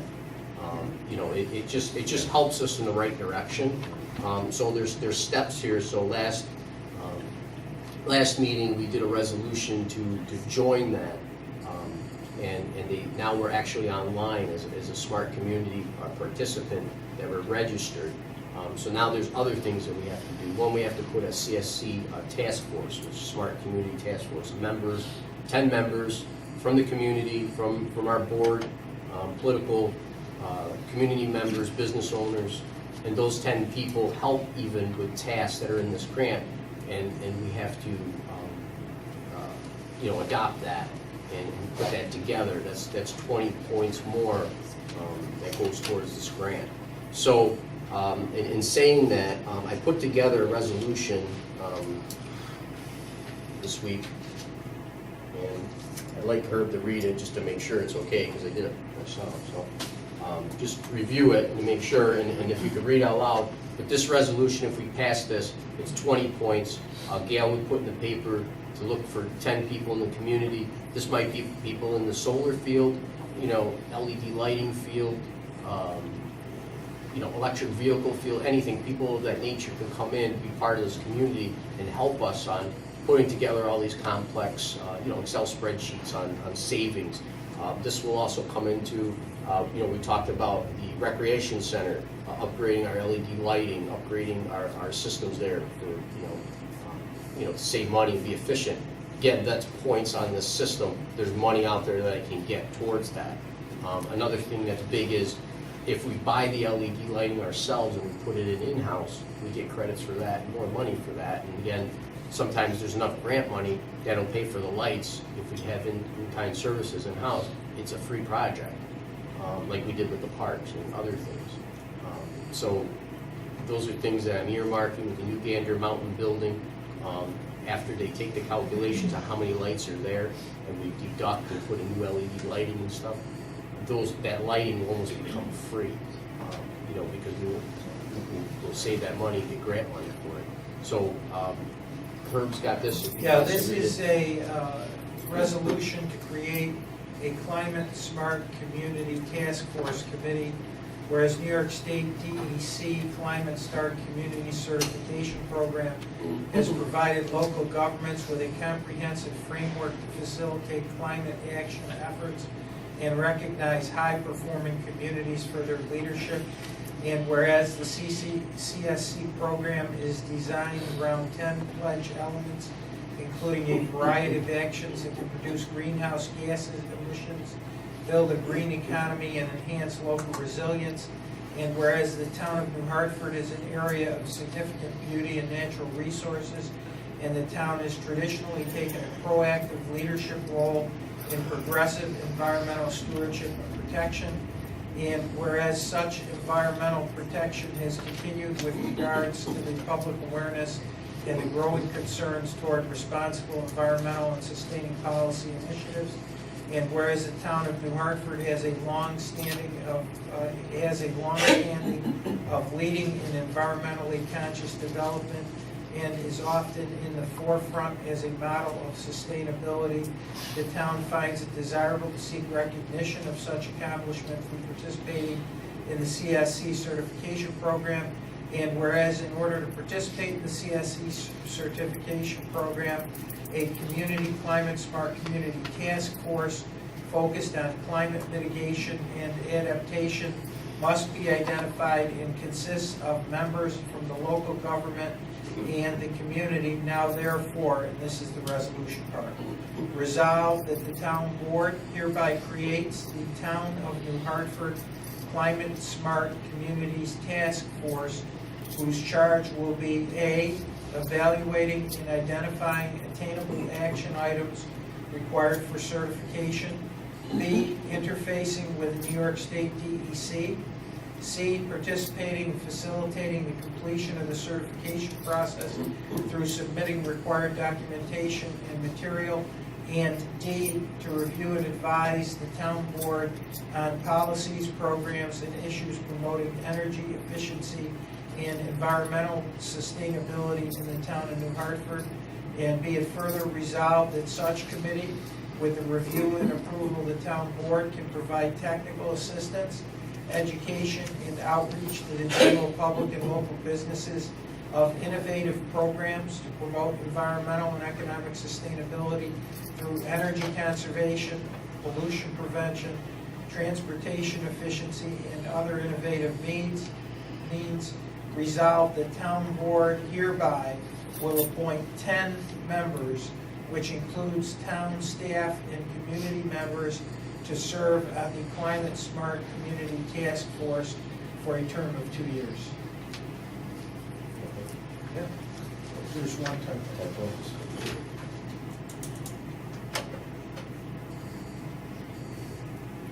Motion to approve. Motion by Rich. Second by Jim. Discussion. All in favor? Aye. Thank you. And then this year, the second thing I had on there, if you can, Gail, that exact copy, if you could put it in the paper till August 15th, asking for people of interest to submit their resume to the office. And then we can pick people. And I'll have all the resumes again up in my office if you guys want to go through and see who you'd like to pick. Or if you guys got anybody in those fields that would be interested, that's really a benefit. So,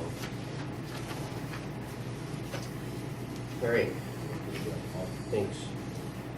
All right, so that's the task force. We did the approval for the advertisement with Gail. Next is a smart committee coordinator. This is going to be the coordinator for the program, and this is going to be the person that will actually go to the meetings and coordinate the efforts going forward with these different grants and information. So what I did was I appointed Joe Booth as the Climate Smart Community Coordinator. I also did this because we were sending Joe to the Climate Smart Community classes. It's one of the 4 modules that we need to have our codes enforcers certified for this. And there's no cost to the town for that. They pay for everything. And Joe's going to that, and he's also going to, on the 26th, a solar conference talking about how to add solar in your community, a smart way of doing that. So in doing all that, since he's going to these, I thought he'd be the best coordinator for it. And you know, he understands the building, and he's out there every day with the building codes and different people. So I pointed to, well, I didn't point him yet, but I'd like the board to appoint Joe Booth as the Climate Smart Community Coordinator. And that's another 8 points that we get for doing that for our grant structure. I'll make a motion to appoint Joe. Motion by Jim, second by Dave. Discussion? All in favor? Aye. Aye. Here's the letter that I'm sending to the DC. If you want to put that in the because I'm going to need both resolutions to upload online. Thank you.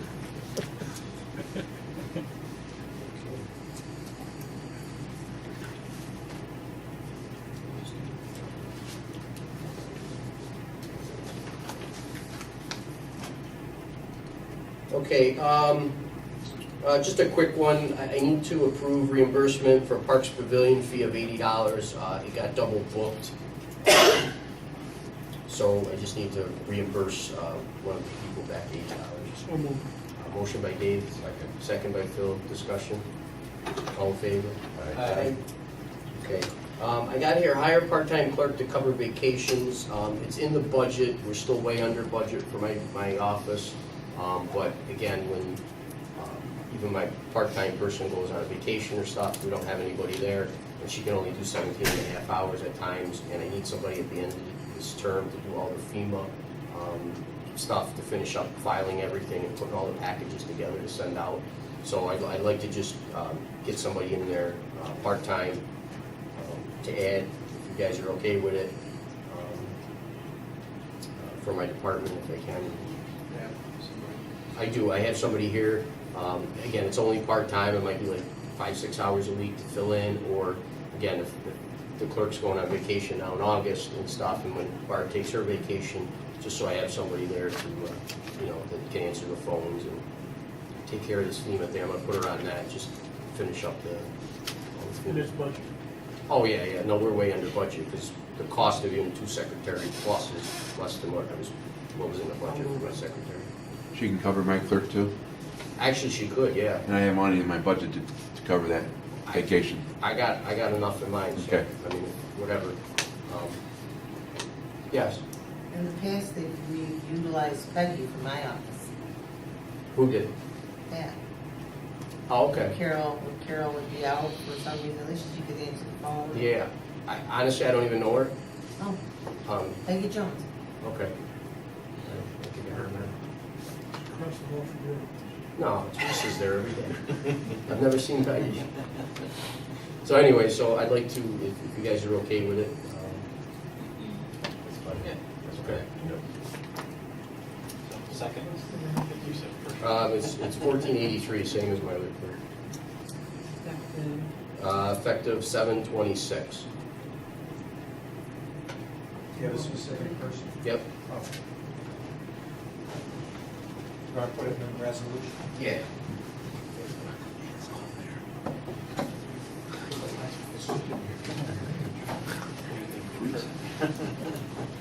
Alright, so. Motion by Dave, second by Jim. Yes. Yeah, we need to enter it. Yep, Tatiana Kolovich. She's worked before, right? Not here. No.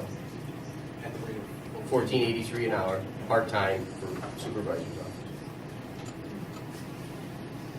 You want to put a maximum number of hours or just leave it? Well, 17 and a half is the maximum she can work. Okay. And even if she worked that with 17 and a half for the other one, I'm still under budget from, the budget that was in there for my secretary previously.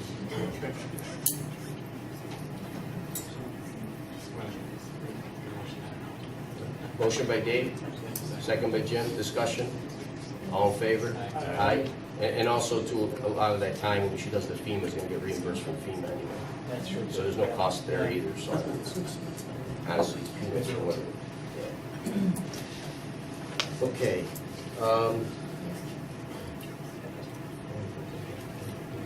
Shared services with a night accountant.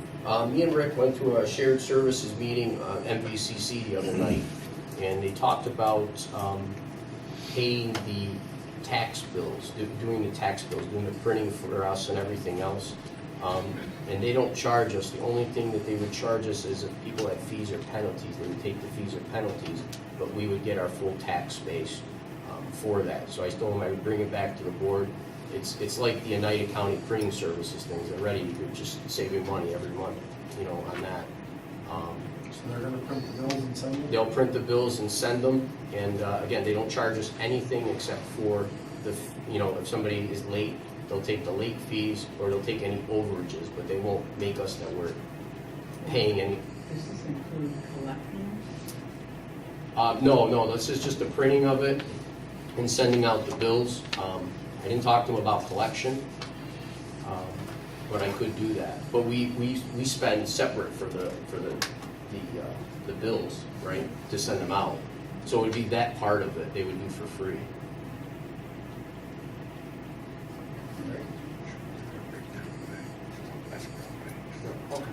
So it's just a part of the printing and the mailing them out is a free service to us.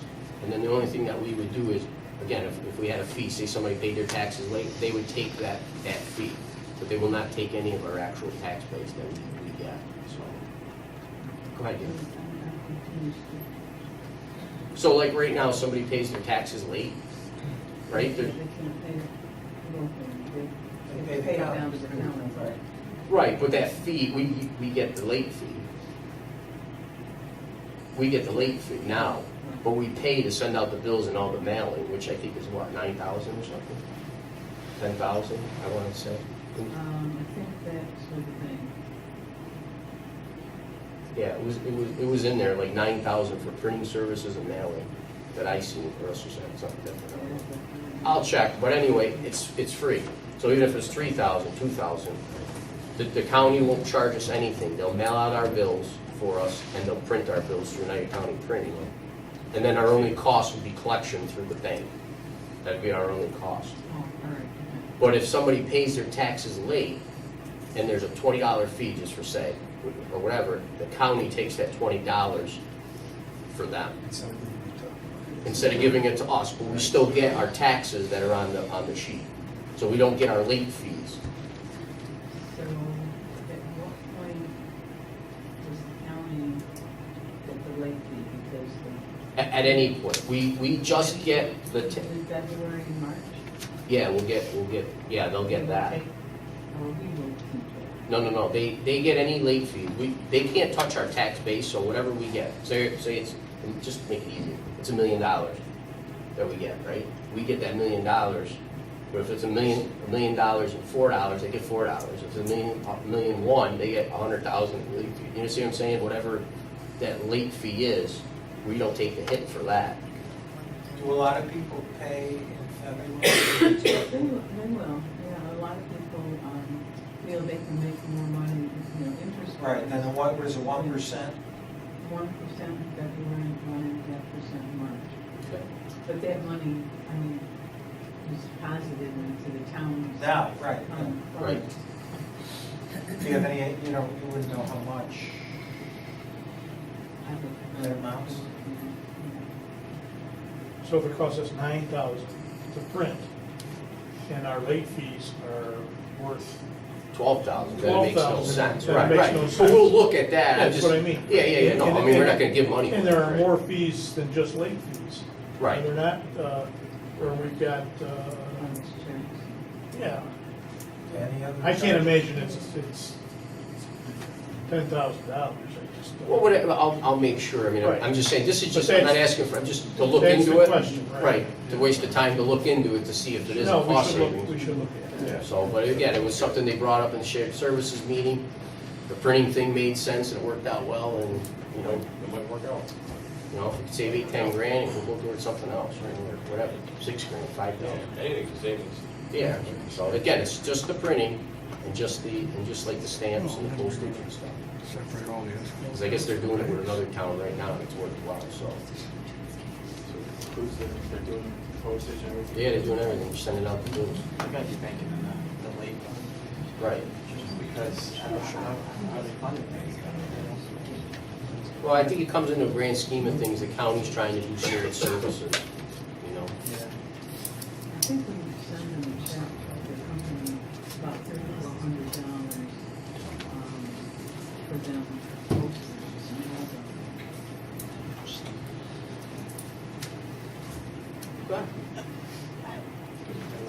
What about the cost of mowing? Does the city keep it? That's what I mean, there's other. No. Those costs are our costs. Those are costs we improved. It's not, this is just late fees that they Okay, take. it's just late. It's just like, Yeah, no, because if the we, mowing is a line item. You're Yeah. not gonna get the line. No, they're not items, getting You're it. just gonna get the penalty. we knock down a house and we put it on the tax, it ain't gonna, they're not taking, no, this is just late fees, that's it. Yeah, but I know it's just for discussion, but it'd be interesting to see what we have in late fees. Oh, sure, no, I agree. And the actual Yeah, cost for the. Right. Well, I'm sure Dan, you could probably look, right? You could tell us. I don't know off the top. No, I know, but I'm just saying, you could. If you had it, we'd be afraid. Yeah. If you knew off the top of your head. I guess I'm a little confused on it because, if someone doesn't pay by March 31st, they then have to go to the United County Finance Department and they pay there, including the late fees. Right. And they give us a portion of that, And then they keep some. but, Yeah, if it goes beyond. So we will just get our tax bill only. We're just gonna get a check, we're not gonna get any of those late fees, we're just gonna get the tax bill. But the tax bill was $1,100 in January, and now it's $1,300, we're still getting $1,100 that we put in our budget for total taxes collected. That doesn't change. So it's a gamble, you know what I mean, really, it depends how much we get in fees, I don't know that yet. Again, I'm just asking if it's something that they want me to look into. We're gonna take that into account, put it in an Excel spreadsheet, we'll look at the numbers and see if it makes it. If it doesn't, there's no reason to do it. So, We can look at it. yeah, we'll look at it, and I'll bring back the information, and just, and see what it's, because again, the county's trying it too. These are new incentives that they're trying to do to share services, to make things, efficient and inexpensive, so, and they might be taking a hit on it right now in the beginning, because they don't know yet either what it's, you know what I'm trying to say, but if we could save money the first 3 years till they figure it out, then might as well try it. All right, so I'll look into that. All right, question for you. Orchards, the Orchard Mall up there, there's a park near the movie theater. They're trying to subdivide their parcels up there to sell them off, of course. You know, they want to probably sell them. I spoke with the engineer that was there. They have a lot of issues up there. We actually own a piece up there in the mall. That's the town's. And if we sell them that piece, they don't have to do any construction, and they can go on with their stuff. Rick, maybe you can explain that parcel a little better, you know, from your aspect. It's where the Allenwood Court roadway Comes into- offsets into the Orchard Plaza. And it's right there by the Marquee Cinema. At some point in time, that town parcel was incorporated into that. They gave me two options. They wanted to put a cul-de-sac in there, a turnaround, and they wanted to give me a T.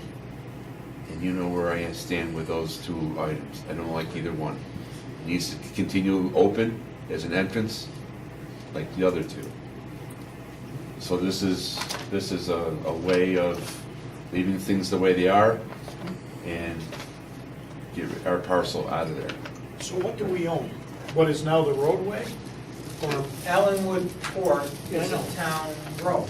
yes. It basically dead ends when you enter the Marquee. The problem is, it went further. It There's a went- section of that dead end that is Right. actually Marquis driveway. Right, and they're actually parking spaces Parking too. spaces and. So, Right. you Curbing. really want to get rid of it, No, I because understand. technically the town owns part where they're parking cars if somebody got hurt or whatever. Is there drainage This is involved Allenwood. there too?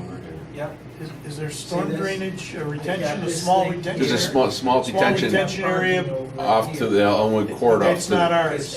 No. See, No. they encroached, technically they encroached. Dave, you saw this, right? No, I didn't see it, but I know what you're Yeah. talking about. This is the end of Ellenwood. Right. This is the town road. The town owns this. Well, this structure is here, and these parking spaces are here Right. on our land. So the proposal is, we will sell them that little piece, so now it's consistent that they own it, our road at end right here, and I think it reduces our liability. Yes. Can we get 1.9 million for it, or? Try wrestling. Yeah, no, I think we should. Yeah. All right. I mean, I know we're gonna have to go out for appraisal and stuff, but my number's a lot higher than the appraisal. But it might be a benefit to the town, we can get some revenue from it, you know, and, Liability-wise, Oh, it's a right. benefit. Yeah. So you got all these people parking in the Marquee walking across there on town land. If somebody got hurt, God forbid, the town's gonna have to sue. lease it to them? Yeah, you could lease it to them, but why not sell it? Why not sell it? Let them sell it. They've got structures on it. yeah, we're done. Remove So, trusses. all right, so I know the process is, right, we have to go out for appraisal for Yes, this. yeah, get an appraisal, if they wanna get an appraisal as well. Okay. But again, our offer number is gonna be higher than the appraisal. Absolutely. Okay. All right, so I guess a motion to go out to get an appraisal. So moved. Second. Motion by Dave. Jim got it. Second by Jim, discussion, all in favor? Aye. Aye. Okay.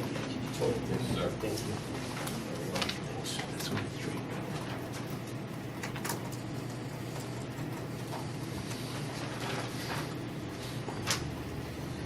Okay. All right, so the police department so far has been a hit. We got two offers so far that was here. So far, the best one has been Clifford Fuel. And we got an offer for them. For a gas station? Yeah, I guess, or just hold the land. Yeah, big enough? Yeah. Yeah. They're gonna put nice and easy up and pumps. I don't know, I didn't speak to them actually what they're doing, I just reviewed the offers that I got in my office. Okay. So I didn't ask them that, but again, it would be a great corner for a gas station regardless. I mean, it's a moneymaker over there. So in saying that, our other offer was from Stewart's. So Stewart's came in at $642,000. Clifford's Fuel came in at $695,000.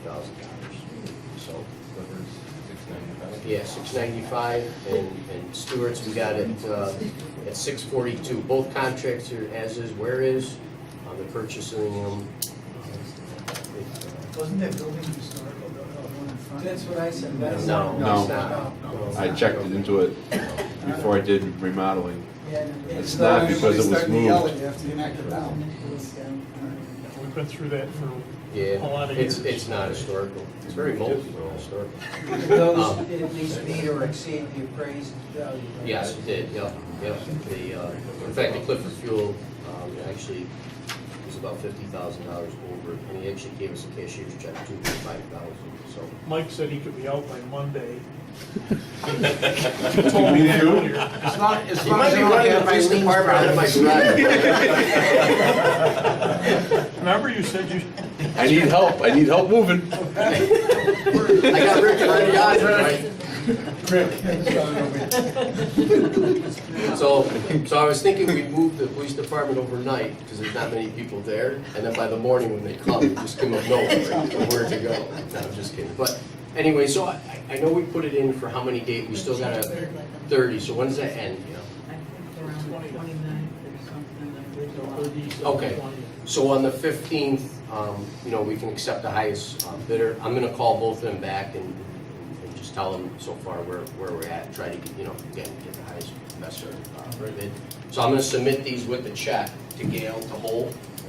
Yeah, Paul, you may want to send an email to both of them, just letting them know that the following bids have been received as of this date, and then just list them in the amounts, and then they can always amend their bid. Would you mind? Yeah. Okay, excellent. So Herb's gonna send out the email for the bids. Gail Barb, has them. Barb, I'll talk to you tomorrow. And the county's gonna pay for the stamps. So we spend no money so far, good. So on the 15th, we'll look at those and see if we can put that together, so, all right, discuss sponsorships for the park. So the Parks Commission came up with an idea, they have in a lot of other towns, up near Buffalo area, is they have a movie night for the kids. It's a blown up air movie. They bring kids, with your parents, they come to the park on like a Friday or Saturday night from 7 to 9. They would watch a movie. The town could sell popcorn or something like that for the kids, make it fun, maybe rent a little popcorn concession stand or something. Barb's gonna run it. But, so I think it'll be a nice night for the kids. We could, play like a Disney movie or something. And again, the Air Theater would be part of that grant. They're about $3,000. I can use that towards that. And then Rozier Communications confronted them and says, we'd like to do sponsors, and I don't know if we can do that. No. People can donate in kind, but you cannot sell sponsorships. Okay. Well, no, You gotta we be wouldn't. very careful. We wouldn't do anything. The TV, not TV, radio, thank you.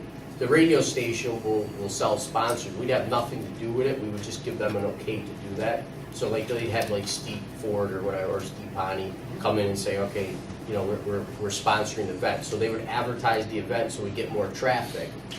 And then we would charge like $5 a car with a full family, for the park itself that the town would generate, the revenue from that. But their sponsorship would have nothing to do with us. We wouldn't go solicit the sponsor, we wouldn't do it, but they would do the advertising and sell their own sponsors for the event. I gotta look into that. Okay. Sure, I got some. I think it's basically a good idea, but I don't think we can charge. I don't know.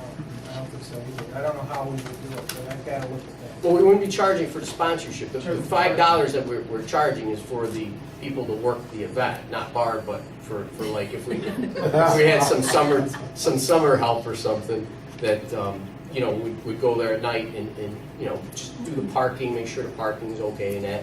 So it would just cost for that, cost of rent the popcorn machine, whatever it might be. They get no money from us. It has nothing to do. Their sponsorship thing is just an approval to say, they want to sponsor the event. They're gonna get their own sponsors and publicize our event. So it's getting free advertising for us, but we don't solicit, we don't go out and look for money, we don't do any of that. They're doing all of And we it. just charge an admission fee. We just charge a $5 admission fee per car. People come in, the money again pays for people to work the night, you know, Yeah, let me look our at it. trash because I that people throw in a researched- garbage can, all that, you know. I researched this last year when we were talking about a parking fee, for people to come in. Right. So I've got some research on it, let me go back and look at it. Okay, all right. Okay.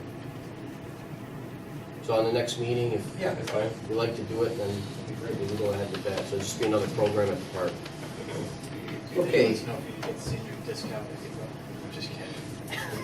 It's got a cost $350, all right? They'll start with $350. So, I want to add another thing.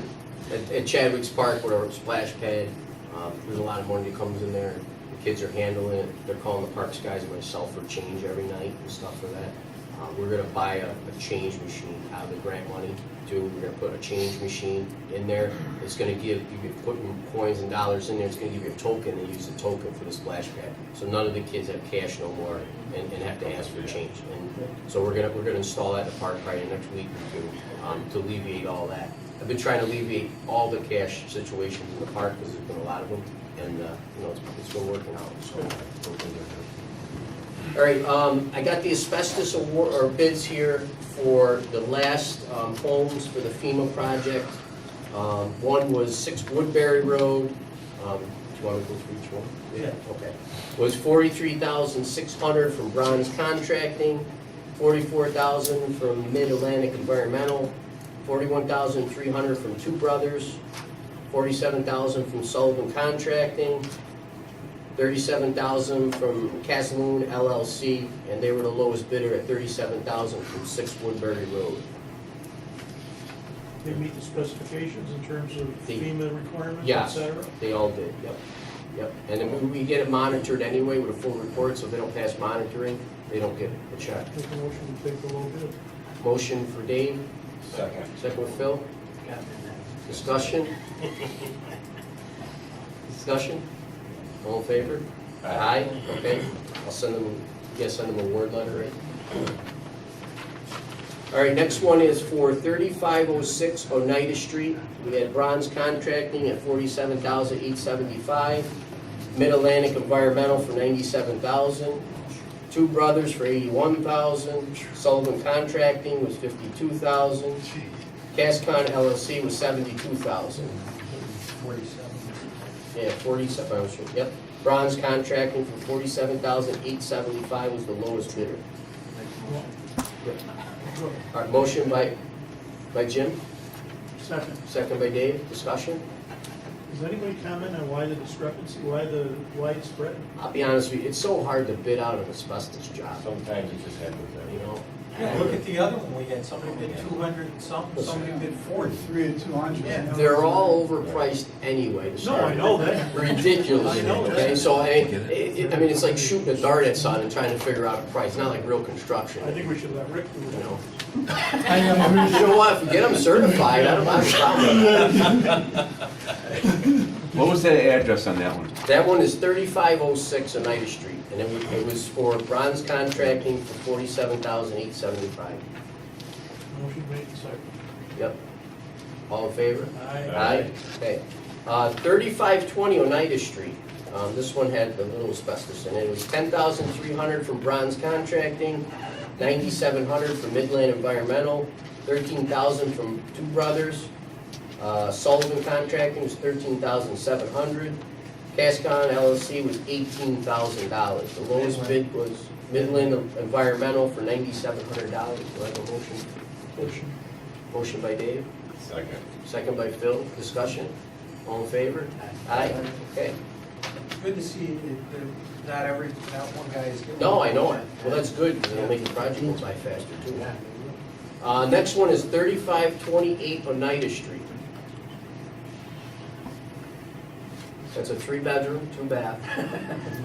And the asbestos removal there for Bronze Contracting is $46,875. Midland Environmental was $68,000. Two Brothers was $67,000. Sullivan Contracting was $43,000. Cascon LLC was $56,000. Yep. Motion to take the low bid. So, Sullivan, 43. yep. I'll move that. Okay, so motion to pick Sullivan Contracting for $43,000 was made by Dave, second by Rich. Discussion, all in favor? Aye. So that was 3528 Main Street, $43,000.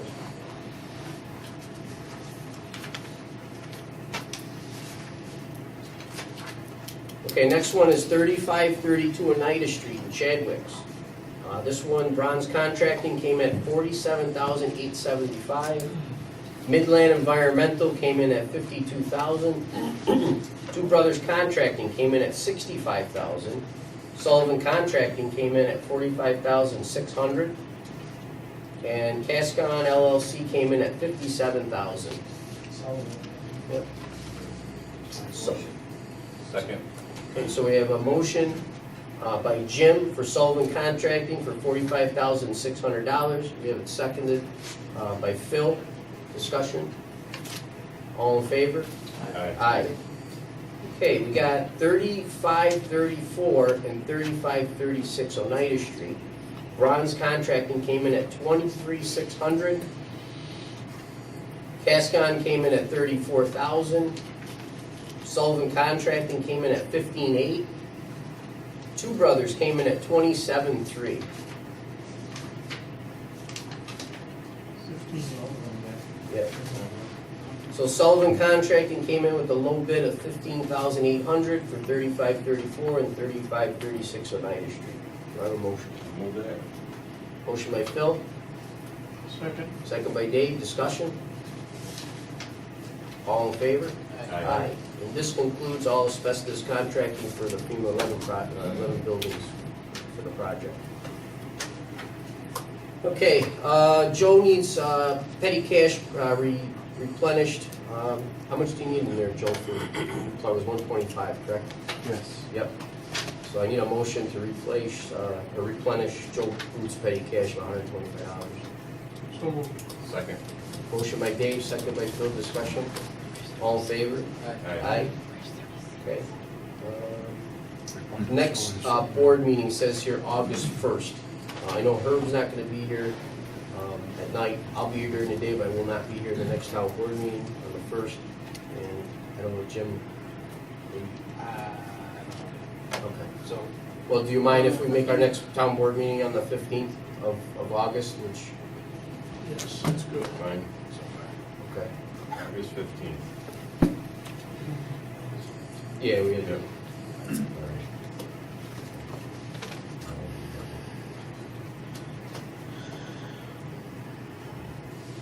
What do we do with those if it's abstaining? Yeah. I'll make a motion. I do. I did twice. I'll second the motion. Okay. Motion by Dave, second by Rich. Discussion? All in favor? Aye.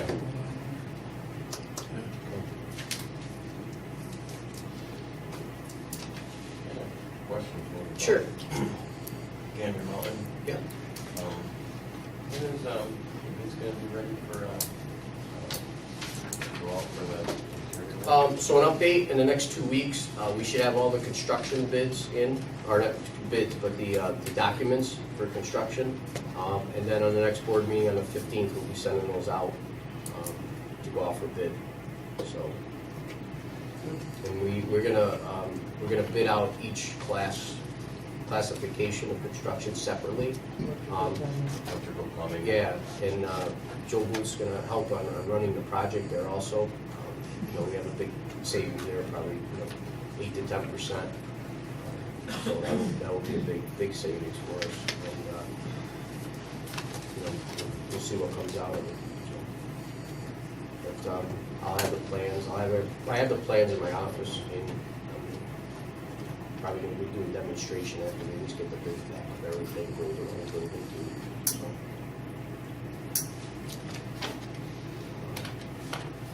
And the court administration is actually going to give us a letter too that might help us with some grants because they said, got an innovative idea, and it's a great idea for other towns to kind of duplicate. So they were really impressed with it. They said they're going to give us our blessing to do it too, so that will help out. There's some grants for the courts. And I also submitted a grant too for the consolidation of the village. Any other discussions tonight? Anyone? Well, I just wanted Sure. to mention the flagpole again. I just had a question. Chief, there was a reference to 240.20 disorderly conduct. Do you feel that that applies in this situation?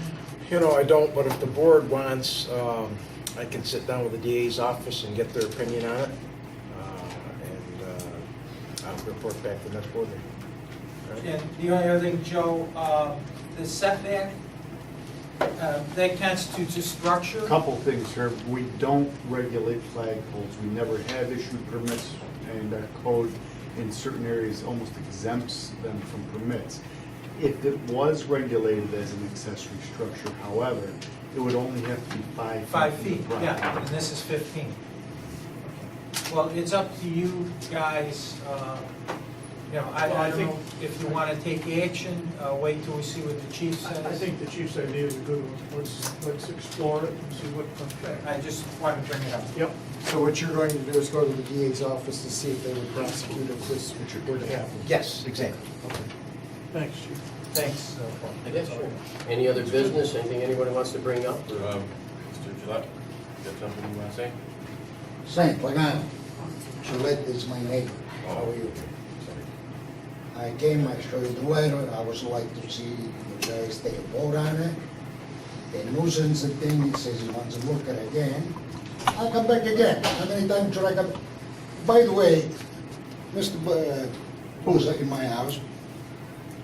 Did you see the driveway, start the boat going up? Mhm. It's a fact, right? You reported to him. Did you see all the bush coming in? Did you Yes, see I the did. tree, Mike? I did. They got a resolution about it, like a resolution about it. There should be a big thing that you guys could pass. I sent her the letter. 10 days, my wife says, we're gonna give her 20. And I get it done, and then we'll see what happens. Then I think her daughter should come and make her up. But I think you guys should take a vote. And anything that goes to somebody on the other side, they're responsible. I'm not responsible if I kill the tree. The guy comes and cuts the tree. He dies, and I gotta pay for the tree. The tree is that far away from the line. They should not be allowed to put a tree there. And so, you know, I'm here the second time, the third time, whatever, you guys know. I would like you guys to take action. If I come back again the 15th, we'll take it from there. I would appreciate it to the attorney, town attorney. that Well, it's up to you Look into that. what you guys want to do. I mean, we have situations where neighbors have trees that are overgrown and cause damage to the neighbor's property. I look at it mostly as a civil matter between the two neighbors. It depends what role you feel the town should take, and should the town implement some sort of an ordinance requiring that trees be trimmed back on your own property or something. Joe, have you ever heard of any such a thing? No, but Mr. Pagano is indicating that he feels trees should even be planted 10 to 15 feet away from the property You line. don't plant a tree right on the line. Right now, my fence has been pushed by them. You guys come and see, you gotta believe what you See, see. but those are civil matters. If What do somebody you mean does- civil matter? Civil matter to a point. If you pass a resolution, I cannot go and put a tree on the line. That's one. Nuisance. All the trees, everything that falls on it. I replace a roof. It's 60 feet of metal because of it. And you come and see it. That's that. The things, they go down, they plug the drainage. It isn't all of that. That's the fact. And I got a picture on my camera. I show you. If I had a TV and I put the thing on, you see it. She put a bottle there, the bottle broke. She could tell you the tree is 20 years old, which she ain't. I got the date when I took a picture. And I don't know, when I photograph, I don't make it things. That's in there. How could he proceed civilly? It's a civil lawsuit for a nuisance. But If that it's isn't done happening. damage, yeah, if it's done damage to his property. Right.